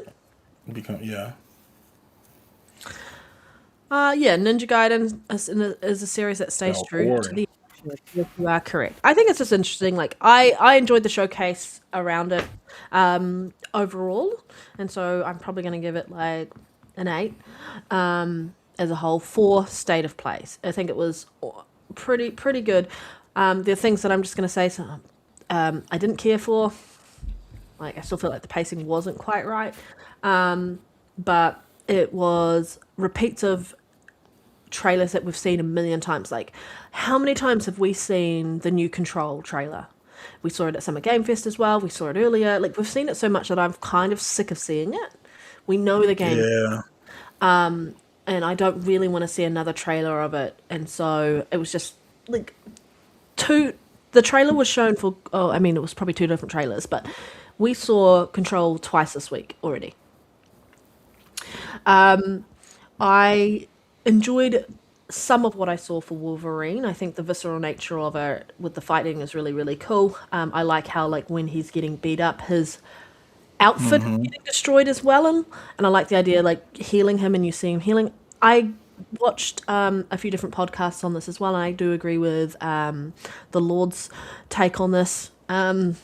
Was around like the way the blood just kind of just disappears immediately, like you walk 2 steps and it's gone. But I also thought there would be more dismemberment, like unless there was like a big executional thing or a cutscene. I felt like maybe he just isn't. I thought there would be more like limbs coming off and other stuff because it's very vicious how he can fight sometimes, and so I was looking for more of that. But I don't know, when it immediately came in, he just looked off. Like, I don't know, the art style just seemed off. I think it's just the way that they've done the art style with the engine and how it looks. Yeah. Something felt a bit off, but the longer we played, or the longer we saw it, it looked a little bit better. I'm a massive Wolverine fan. I prefer Wolverine over Spider-Man every day of the week. But there's something about this game that's not connecting with me, and I can't figure out what it is. Is it the fact that, like, maybe it's the story. I'm not getting the emotional connection I would need to, like, emotionally invest and go, this is a game I need to play right this second. Yeah, I don't know. It's just giving. Yeah, I'm with you 1000%. It's something about it. It's giving guy with claws. Like it's not. It's missing something. And I think one of the things that I feel like, and maybe I'm not in the talks with them. I'm not in the meetings with them, but it seems like they tried to make him like super grounded, so he looks like a normal dude. Like his muscles aren't exaggerated. Like he looks like regular, and it's like He still looks short. he looks. Yeah, he does look short, but he looks smaller. Like he looks smaller in stature. Like for his like his bulkiness and stuff like that. Like Wolverine is not no small character. He's never been like small for his muscular makeup, and he looks a lot smaller in there. And it's like, I don't know. Maybe we could just be talking off the trailer, and I just wish it had a darker tone to it. Just seems too Oh bright. yeah, Like it needs some. I need to see grit. it's I the think. most I need it's to the see most grit. PG Wolverine game they could make. That's what it's looking like. It's looking like they tried to make it as family friendly as they could possibly do while still making a Wolverine game. So we Making it get the available blood. to everyone. Like a very Yeah, fair. it's like it's the blood is there, but like outside of like the Pharaoh leap, like it's not a lot of Wolverine to me. It's more like just combat that spews a lot of blood out. And but hopefully, like I said, we're just speaking on the trail at the end of the day. Hopefully, it isn't completely like that in game. We all know that it's on PlayStation, so they're going to utilize the haptics. Maybe a lot of the weight is going to be behind, the feel of the game itself, and I'm hoping that's there. I'm just hoping I'm not walking into Spider-Man, 3 Wolverine edition. So like, I'm about to get some real flack. I don't care. I I have an issue anyway, and I was talking about this with Reese the other day. Back me up, Reese, if you're in the chat. But it's something always been like kind of weird and wonky to me when it comes to like the transition of animations in like in the Insomniac games in the combat. So like when it's like it feels and looks like to me when you're fighting that the animation that has to play is going to play regardless of what the reaction is. So it starts to it looks almost like, for lack of better words, jerky, because it's like animation into another animation into another animation, and because they're trying to keep it fluid where you have full control, there's like no transitional animation between them, so it looks like hit stop hit stop hit stop hit stop, but at rapid pace. So, and I thought that was gonna like fully Work on that. remedy that when it comes to Wolverine. That's cool for Spider-Man because Spider-Man's like whole get up is about the agility, about the speed of him and stuff like that. And of course, Wolverine is agile and very fast himself, but he's very like weighted. He's very very powerful in his, and he doesn't take like You think it's not punchy un, enough as well? Like it's not, you're not feeling yeah, the weight like of Wolverine doesn't take unnecessary like every hit is deliberate. So it's like I would thought they would have made those transitions between the animations a little bit more fluid for the Wolverine game, but it just really seems like they just started took the same meshing. combat and switched the model and kind of went with adding which is perfectly fine. I guess at the end of the day, as long as the game delivers, you give me a Yeah. good story. The problem with 2 is that the story was ass outside of the bugs that came with the game. I think the But best thing that this is going to come out of is it's not set in New York. So that's gonna. I mean, I don't want to seem like I'm doing gloom in the game too much. There's the one thing that I took that was a beauty for me is like the cast. The cast of characters was good. Of course, you gotta have my boy Saber in there. I'm glad that they put Omega Red. I'm so sick of games skipping over Omega Red. That's one of my favorite characters in Marvel. But Omega Red's in there. Like you said, I'm not a huge fan of the Gene. yeah, Yeah, I don't. I'm not a huge yeah, fan of that. But yeah. I think it was also it look like interesting. it's gonna be fun at the end of the day. I think people are going to have fun with what it is. It's just not connecting with me the way I want it to, the way I think it should. I don't know. I don't I know. think if you go into it thinking you're getting a completely different experience Think- from what you've gotten from them, then you're going to be disappointed. But if you're going in there thinking you're going to get a similar experience, Then but you in should the be fine. realm of Wolverine, you should be fine. Okay. Yeah, yeah. I was happy to see Dynasty Warriors 3 getting a remaster for people who like that style of game. It's not my style of game. But hey, Not mine either. But yeah, good I on can them. only have fun with the game for about 10 minutes. I think for me, and I'll look at Marathon shortly and all of that, the Wolverine was cool. I hate Ill. Kimuri was cool as well. That looked really neat. I'm glad that we got finally confirming that this is now coming to to console, even though we're getting a delay for the version for Xbox. Onimusha's Onimusha, like fuck yeah. Yeah. This one, Phantom Blade, no surprises on there. I want to see more on that one. Like, that one looked really, really interesting. And so that one might be, what is it, a year time exclusive potentially? I'm not sure. But I feel like it's coming to PC eventually, but it's coming to PlayStation. Dungeons and Dragons. Oh, not Dungeons and Dragons, sorry. Dragon Wilds for RuneScapes. Yeah. fine. We also saw that at the Summer Game Fest show as well, so that was shown twice this week. If you're a RuneScape fan, have fun.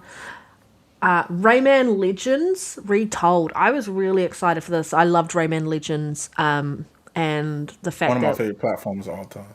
honestly, so much fun, especially the music levels. The music levels are fantastic. But yeah, like if you want to have fun with 4 other people and just absolute chaos, jump in and play this game. And I'm glad like it's getting there. Like I'm a little bit sad that we're not seeing any other Rayman titles, but we've got Rayman Legends at least. Possibly didn't need a remaster, but hey, I'll take it. Silent Hill Townfall. You know I'm not going to touch that with the barge pull at all. But hey, it's another Silent Hill game. We gotta put together something to get Panda to start playing a horror game. Nah. What would it take to get you to play it? Nothing would. It would take me nothing. There's nothing you could offer me. Oh, there is something you could offer me, but I'm not going to tell you what it is. Okay. Stuntman Hollywood. Yes, I wanted to. We gotta figure it out. I was like, this is Stuntman. I was so excited when I saw this. Absolutely. Fuck yeah. That was my Highlight of cheesing the from show. ear to ear moment. Because once I saw Stuntman, I was like, oh my god, I can't. I've been wanting Stuntman for so long, and they finally gave it. Yeah, I'm glad they finally gave it too. The Lost Wild, basically survival game, I think, from my understanding, and then dinosaurs. I'm sad about this. You say you're sad? I am sad about this. Do you know why I'm sad about this? This was meant to launch I'm this wondering. year. It's been delayed till next year. Yeah. That's what I'm sad about. It was meant to be launching in looks good, 2026. though. It looks good. fucking good, but I wanted to be playing it this year. I can understand why they've delayed it potentially because of the amount of fucking titles coming out this year. There's like no room for this game. Yeah, So push it out next three year. letters. Everyone's GTA. moving because of three. You know it. You know the GTA. 3 letters. Yeah, everyone three knows letters. those 3 letters. But I am sad, like this is being delayed till next year. I'm just happy that it's coming out in general, but like I really wanted to play it this year because next year is meant to be the new one in the franchise, like the new releasing a new game completely in the Tomb Raider series. However, I reckon that's going to get pushed out maybe to another year later because this game is going to take its release window potentially or take that year. Yeah. Membership gifting or big super chats. I'm asking for a friend. Spartan, up to you. Up to you, my friend. Either one works. If you have anything you want to say. He's asking which one to get you on that horror game. Oh. That is not it. That is not it. No, I'm not a sellout for money. We gotta find out what she's gonna sell out to, y'all. We gotta get her on this. And when she plays, she has to do it on stream. What's up, Umbra? Nero is technically offline. He logged off, like jumped off because he's not well. But I will let him know that you said hi. I mean, he might be hanging around in the chat. Until Dawn 2. Okay, this is what I felt when I saw this. I was like, I knew they were rumored to be doing an Until Dawn 2. What's up, bro? But the original developer, the studio that created Until Dawn 1, closed down. Was closed by PlayStation. And so they've got Firesprite making this one. The other studio that they acquired, I feel like in 2021, and they had them working on live service titles, and all those live service titles got cancelled. And so I was surprised to see that Firesprite is working on Until Dawn 2. I hope they can deliver on what Until Dawn 1 brought out. I hope they maybe have some ex-Until Dawn devs sitting in their team to help make sure they deliver the tone. It just... Until Dawn 2 just feel like the setting just didn't quite sit right. Maybe. It's its first showing, so maybe we just need to see more on it. But yeah, for an Until Dawn fan... Number 2's coming. Yeah. I'm just kind of sad you closed the studio that made the original title only to still create the IP as a sequel of the IP and put it on a different studio to make it. Like, yeah. Makes you think that maybe, there was some other things going on in the background. Yeah. But yeah, that was my question mark around there for Until Dawn. I was like, wait, didn't they close that studio? I guess I'll talk a little bit about what everyone has been talking about, what the studio, what the whole gaming community has been really divided over. Marathon looked good, by the way. Marathon looked good. Yeah. Lady of War or Wife of War, as I've heard some people refer to it this week. But God of War Faye, so it's kind of like Star Wars, but they could have said a Star Wars story, you know? This could have been a God of War story, Faye. Who knows? Or you know what? They could have just took the words God of War out the game. I'm just out the name of the game. Period. Well, it could have just had Lao Fei and then Yeah, in the God of that's War it. universe. Yeah, something along the line. I But will. go on. I'm sorry. Let me Yeah, not no, you're good. interrupt you. What I'll say is, I really like the actress here. She plays Karen in, oh my god, the Daredevil show. So if you watch the Daredevil series, the one that was originally on Netflix and then now on Disney, she plays in there. She was in True Blood as a vampire. I feel like I've seen her in so many things recently. She's a really good actress, and so I was really, really happy to see her in this role here. I haven't played any of the God of War series in the new one since God of War 2018 and God of War Ragnarok, and so this is all part of that side of things. It also, I agree with you about the combat, Lyric. The combat with the aerial attacks, that also made me feel very indicative of the original God of War combat. More fast-paced slicing, I think. Yeah. Also heavily reminded me, like, the long red hair and that Heavenly Sword. And if you're a Heavenly Sword fan, this is another way to get your fix, because I don't think we're getting a Heavenly Sword game anytime soon. Ever. Yeah, what my disappointment was just the response to, oh, we're playing another female protagonist. Like, how many times could I say, oh, I'm playing another male protagonist, and I'm not complaining about it? I know that there's a lot of this W word going around and all this other stuff, not just woman, the other W word. But I was just disappointed to see the discourse around it. I get it. It's God of War. You want to play Kratos. 100%. Why wouldn't you want to play Kratos? He's such a cool guy. But I would... here's something to play in the interim until the next God of War title actually properly comes out. I thought the cube was weird. A cube of Jello. That's all I thought. I was like, well, this is fucking weird. And then the ribbons talking for the sword. Do you know the voice actor for the ribbons reminded me of a New Zealand accent? So I Oh, was like, really? is this person a New Zealander? Because it sounded awful to me. I was like, I heard them talking. I was like, there's so many different accents there. It's actually quite confronting.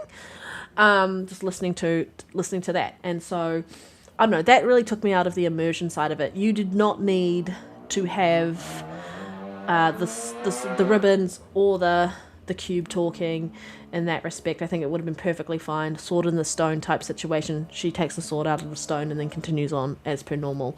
But yeah, I think there's a lot of hopefully redeeming things around this game, around what the possibilities of the story could be, because she's in sort of a realm where all the gods go to die and stuff, and so they end up in this place, and so she'll maybe run into some of the gods that God of War has previously annexed to this realm.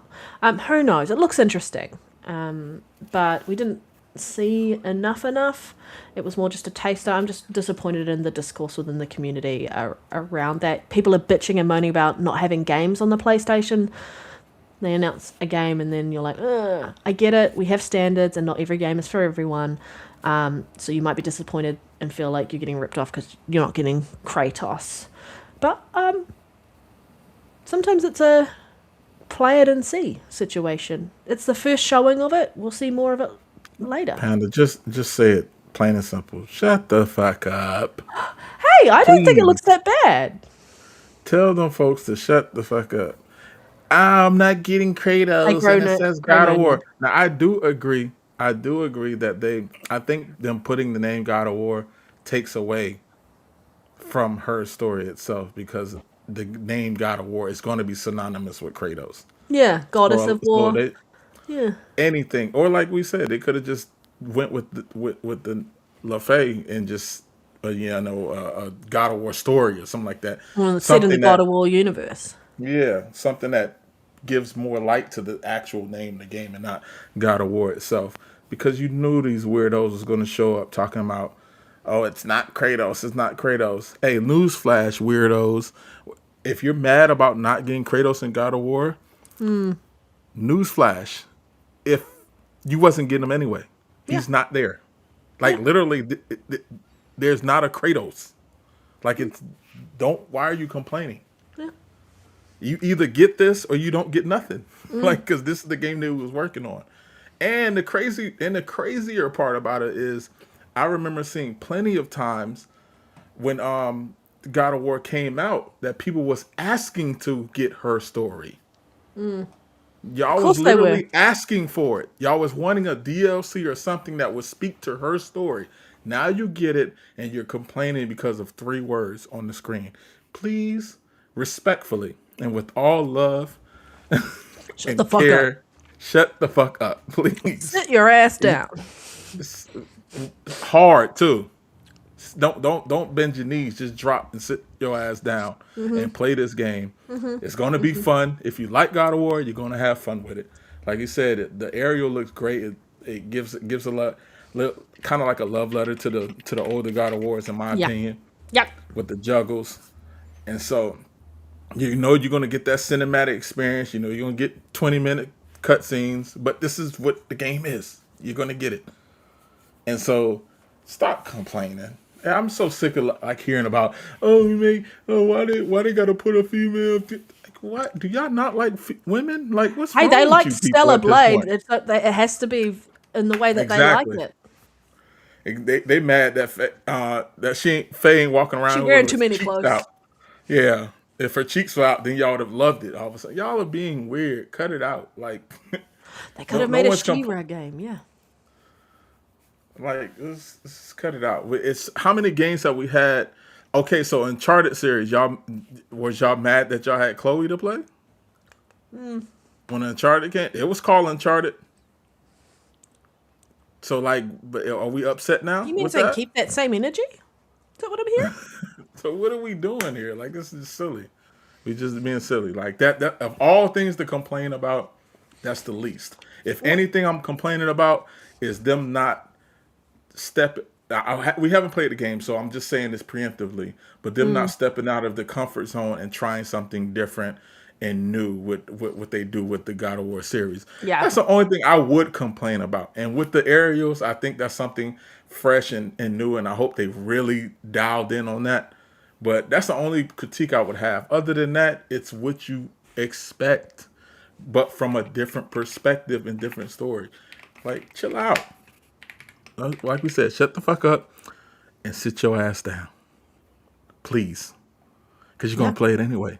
You're going to be right in line. You're going to spend that 74.19 or whatever it is. And you're going to play the game. With your little haptics sitting on your lap. So your legs can rumble and tremble and stuff. Yeah. And just enjoy your game, man. Yeah. Stop complaining about who the protagonist is in a game. No, she's not pretty enough. She's not this. She's not that. Like y'all get to the point where y'all playing the game looking for your dream woman in a video game. Cut it out. Y'all either wanting to play your dream woman or you want to play the man that you wish you was. I'm gonna be real with y'all. That's what it is. Y'all want to play super muscular ass dudes because you know you ain't super muscular ass dudes sitting at home, or you want to play this a woman that is proportionally created in a video game because you are like chill out and play the games. Like what the discourse over this stuff be nonsense. You're asking Get a life. You're asking a lot of people there, I think, Lyric. I'm asking them to be humans and people that enjoy their hobby and leave it at that. Faye has Rubik's Cube. Sorry. Yeah. Y'all gonna complain when they make a Atreus game? Would y'all complain then too? Yeah, that Atreus. They would have. I think they would It's have. called God of War. There's no Kratos. It's just Atreus. You play Ragnarok was damn near Atreus. So like, whatever. All right. Yeah, very true, very true. All right. Well, we're going to talk about the Future Games show Yeah, next week, I guess, because I haven't watched it yet, and I don't think you've watched it yet, Lyric. We've all had lots going on. But we're going to talk about the Summer Game Fest show, the Keeley's show next. And so, how did you watch it? It was quite a long show. I didn't watch it straight away. I watched it after it had already released. And so I got to skip through all the talking sections and just watch the trailers. And I know some people went to a list and just watched the trailers from a list. But I kind of wanted to see and understand exactly what the experience for watching that live was like. For those who watched it live, you are saints, and I respect you wasting that much time on a show. That's all I'm going to say. There needs to be less talking and just trailer. It's a long show. It was like 2.5 hours or something, almost 3 hours.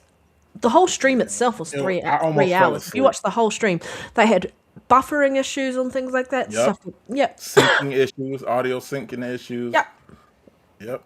Yeah. They had a lot. They had a lot going on. But I think they showed some really good, Except for really good trailers. I think Capcom fucking went ham on this show. I feel like they showed three fucking games or something, 2 or 3 games. It was the Capcom show. It was. Panda. It literally was the Capcom show. They opened with, was it Resident Evil Veronica? Was that the one that they opened with?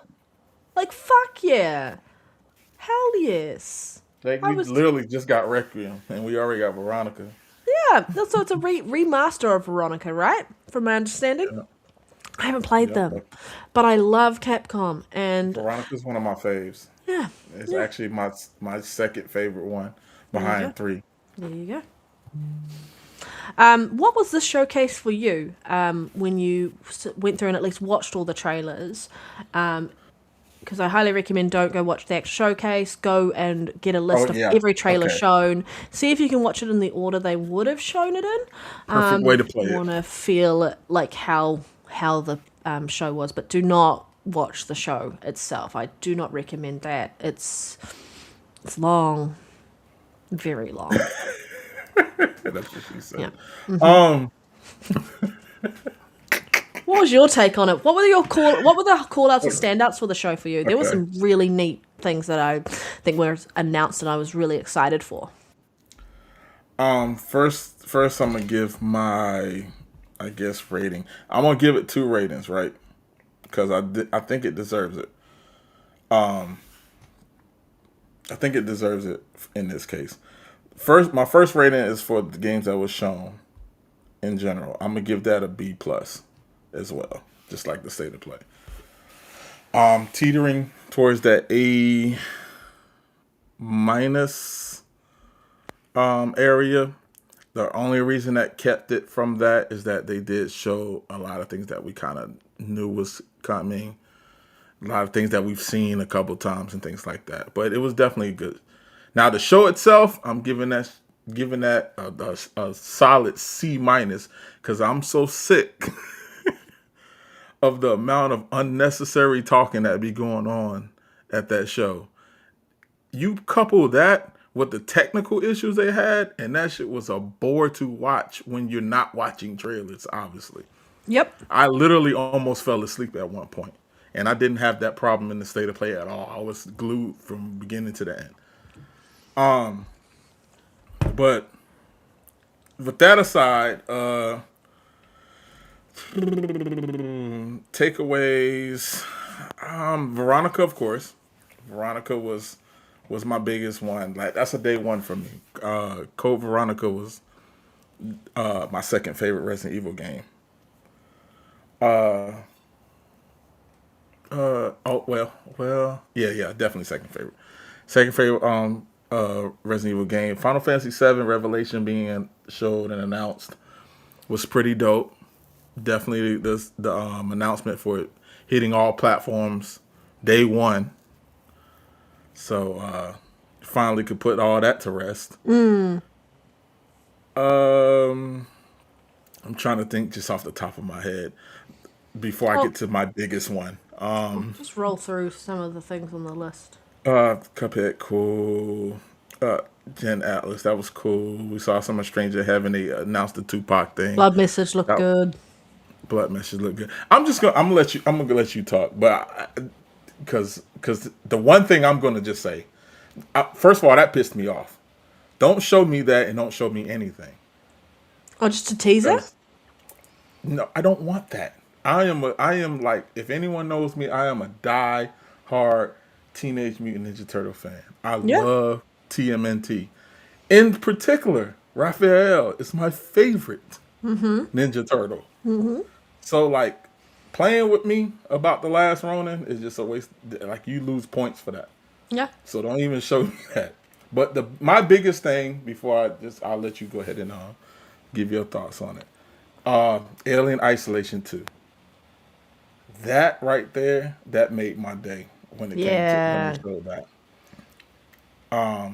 It's been a long time coming to get another Alien Isolation game, and the game looked phenomenal. It looks like it's going to be in a more open area, which cranks up, like, having that time when you're in an open area and the claustrophobic, like, small corridors and stuff. That's going to make that game phenomenal. And with the technology that we have now, I'm pretty sure they're gonna knock it out the box with the AI of the alien and everything and stuff like that.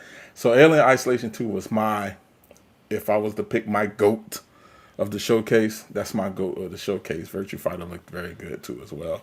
Virtua Fighter was giving me Sleeping Virtua Fighter Dogs 6, vibe. right? What's the one that they announced? The cross, no, it was the cross. What was it called? Crossroads or cross something? It looked more like Sleeping Dogs, like a single player, like beat 'em up, open world or whatnot. I can't wait to see more about that, but it definitely gave Sleeping Dogs Go through vibes. this anyway. We'll talk through the list. Okay. But I'll let you have it from there. I Alien actually Isolation 2. I enjoyed the trailers. I enjoyed the show overall. I also kind of agree there were some trailers there that we'd already seen. Like I already talked about, we'd already seen Control earlier that week. We'd already seen the RuneScape game earlier that week, etc., etc. So it was just kind of interesting. Like I've kind of had enough of the stuff I've seen multiple times. Just like multiple times. Like I don't think there was enough variation between some of the stuff to warrant a second trailer, unless like they're going to do a deep dive, like do a small trailer and then do a deep dive on a different showcase. That makes more sense to me, I feel. But there were plenty of games in there that weren't for me. I think overall it was a good wide variety of titles that would talk to many different gamers across many different genres. And so I think that's what was really good about this showcase, is you had a lot of different titles being delivered for everyone. There were some good call-outs for me. Like, one of the big ones was, I'm a massive Guild Wars fan. So Guild Wars 3 being announced, so I'll be playing that on PC. So it's been announced for PC, and it's also coming to console, coming to PlayStation 5 at this point, so it's in development for that. I eventually assume that it'll be making its way over to Xbox after PlayStation at some point, but I was excited to see that because I love Guild Wars as a whole. That 1666 one with the witches, that also looked quite interesting, and so I was quite intrigued by that title, because you had an initial trailer and then they actually showed you some gameplay. The Last Ronin, I agree, it was just an announcement. I'm a big Teenage Mutant Ninja Turtles fan. As soon as I heard the music, I was like, oh my god, Teenage Mutant Ninja Turtles. And then it was just nothing. It was just here's his silhouette type situation. I liked how they revealed with the manhole cover though. That was quite funny. And you could just hear the Teenage Mutant Ninja Turtles, and then I was like, oh my god! And then we didn't get anything after that, basically. So I kind of agree. It was like a lot of stuff, and then a lot of nothing, and I wish we'd got a little bit of whatever this game looks like. So either it's an earlier development or not. Who knows how far into development that is, but I wish we got more for that title. I don't care for, like, Monster Hunter, so I didn't really care for that showing. I was intrigued a bit by Crossfire, because it's not being done by Remedy for the story. So it's going to be a single player game.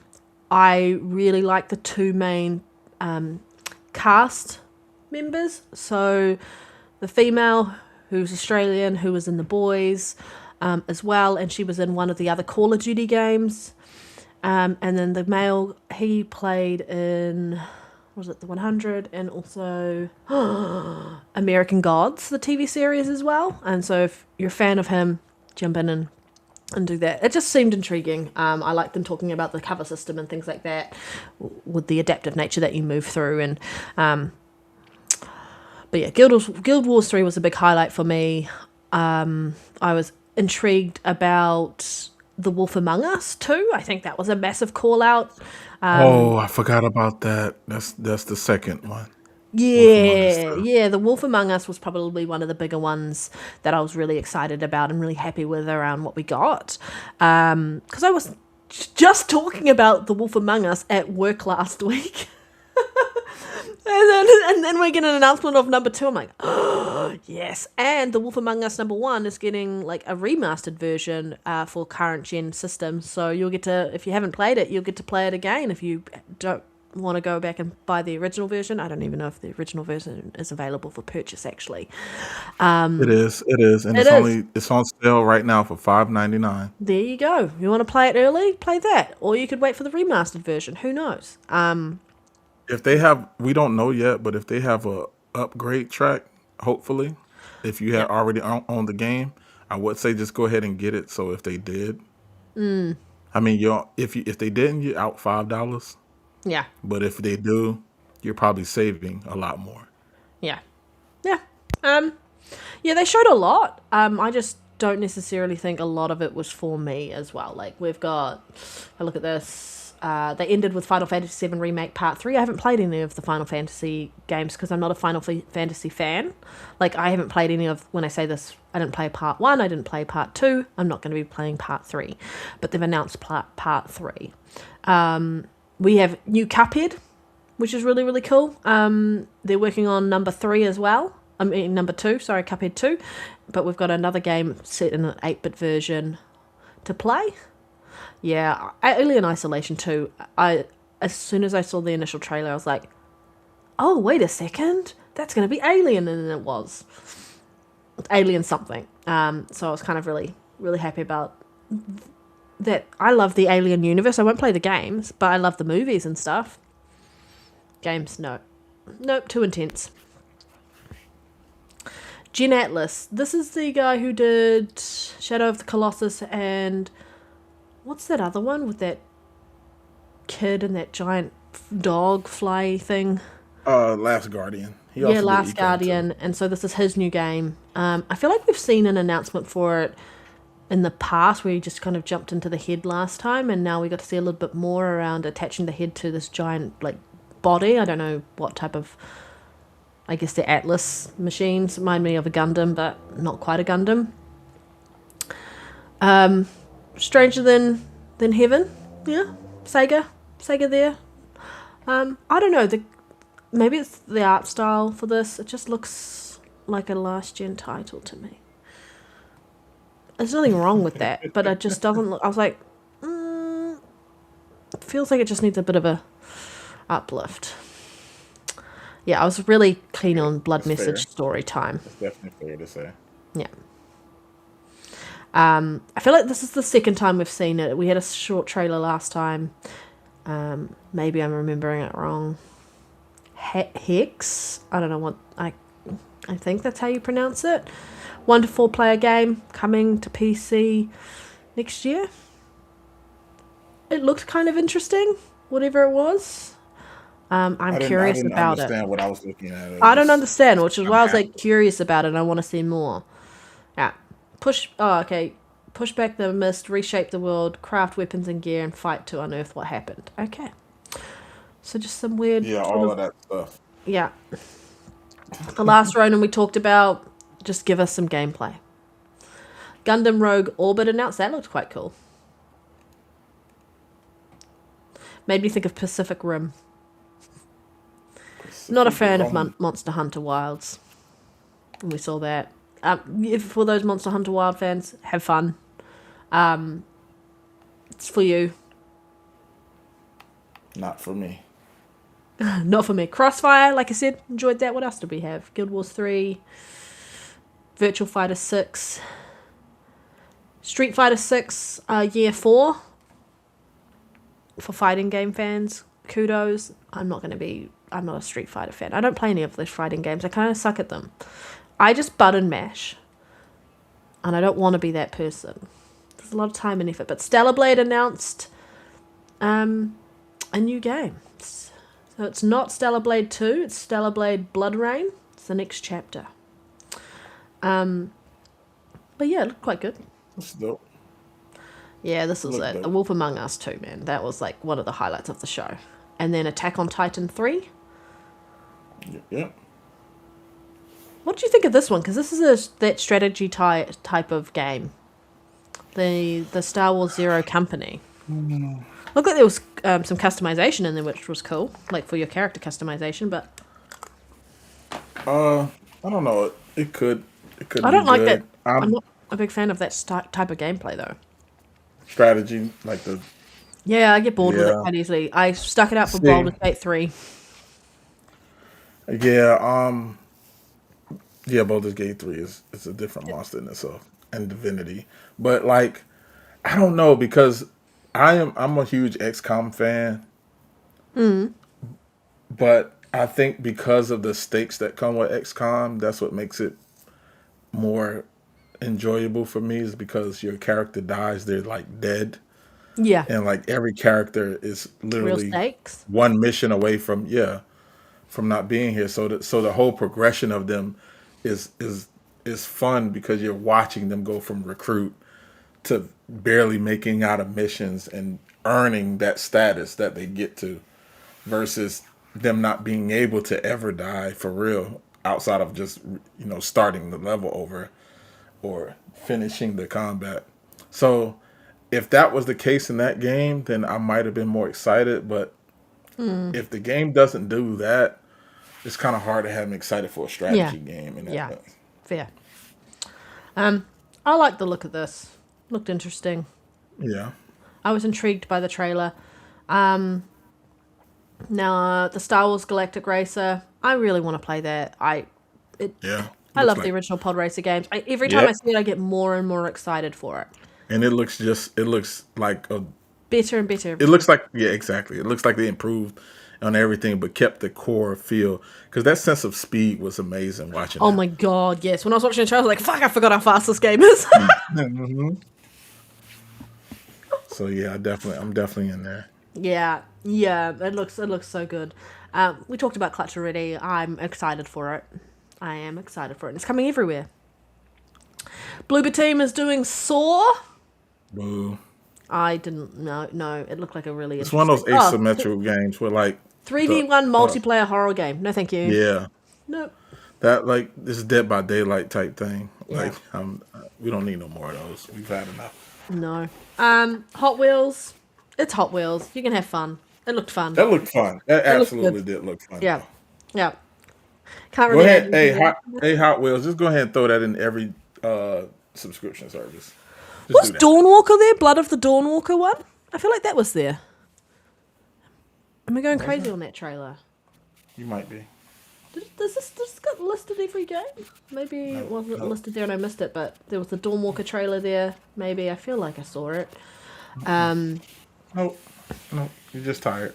I remember seeing something new for it because it sort of had a modern day setting, and this guy was delivering this package. He opened it up, and the guy chucked the blood at him, and he was like, Yeah. No, what was that? That might have been the 666 game, 1666 game. "No, that was Blood of the Dawnwalker one. That was the Dawnwalker one." Yeah, I'm going crazy. Remind me, people. Let me know. I feel like I'm going crazy. When it was Black Flag was there as well. You sure that wasn't the because ain't the 1666 game the vampire game? No, because that 1661 was more like a witch game. It looked like it was to do with witches. Oh, okay. Yeah. I feel like I might be going crazy. Am I? I'm just. I do scrolling remember through that our because chat. it It was there. He said it was there. Okay, it was there. I also was like, I really want to play that game. Yeah, I feel like there's plenty of Yeah, I stuff that remember we saying had. that because I was like, "Why is the dude still sitting in there watching this man pull out blood and drink it? Like, why are you still in the apartment? Yeah, Leave." yeah, and you saw that cloud thing. Yeah, it was started in modern day. That was Dawn Walker. Panda is right. Thank you. I'm not going insane. Not this time anyway. There's still plenty of time. Y'all gonna learn. Y'all supposed to make her feel like she's going insane. Yeah, I know. Anything else really? I mean, there were a couple of other things that I Makes for a maybe better wanted moment. to touch on before the end of the show, which was the Xbox LA 20, the new one, which kind of has a see-through case. It's got an OLED screen, so it's Server 7 inch, 4, so it does everything else. It's slightly bigger in the sense of that, but it was a gold accents on it. So it's a limited edition version or celebration, I think, for maybe Xbox anniversary, something like that. That was there. That got announced this week. Same Z2 chip and all of that. So no changes there. And then we just had that interview that Usher did with Bloomberg this week. So that's like, highly recommend jumping onto YouTube, watching it. It's about 16 minutes long. It was super interesting around her talking about sort of the first 100 days was about like understanding the business and such, and then the next second 100 days is about sort of resetting the business. I'm really Yeah, you sound like you're underwater again. Oh, Panda I know I wasn't. problem. I know I Oh, wasn't sorry going crazy. everybody. Your mic is playing up. I will have a look into that. I blame Xbox. Not Xbox, sorry. I blame Microsoft. They do too many updates to my device. It is an old mic, so I hope it's not dying on me. Yeah, it was No, you interesting sound fine. listening to her talk about what the next 100 days are going to look like about resetting the business.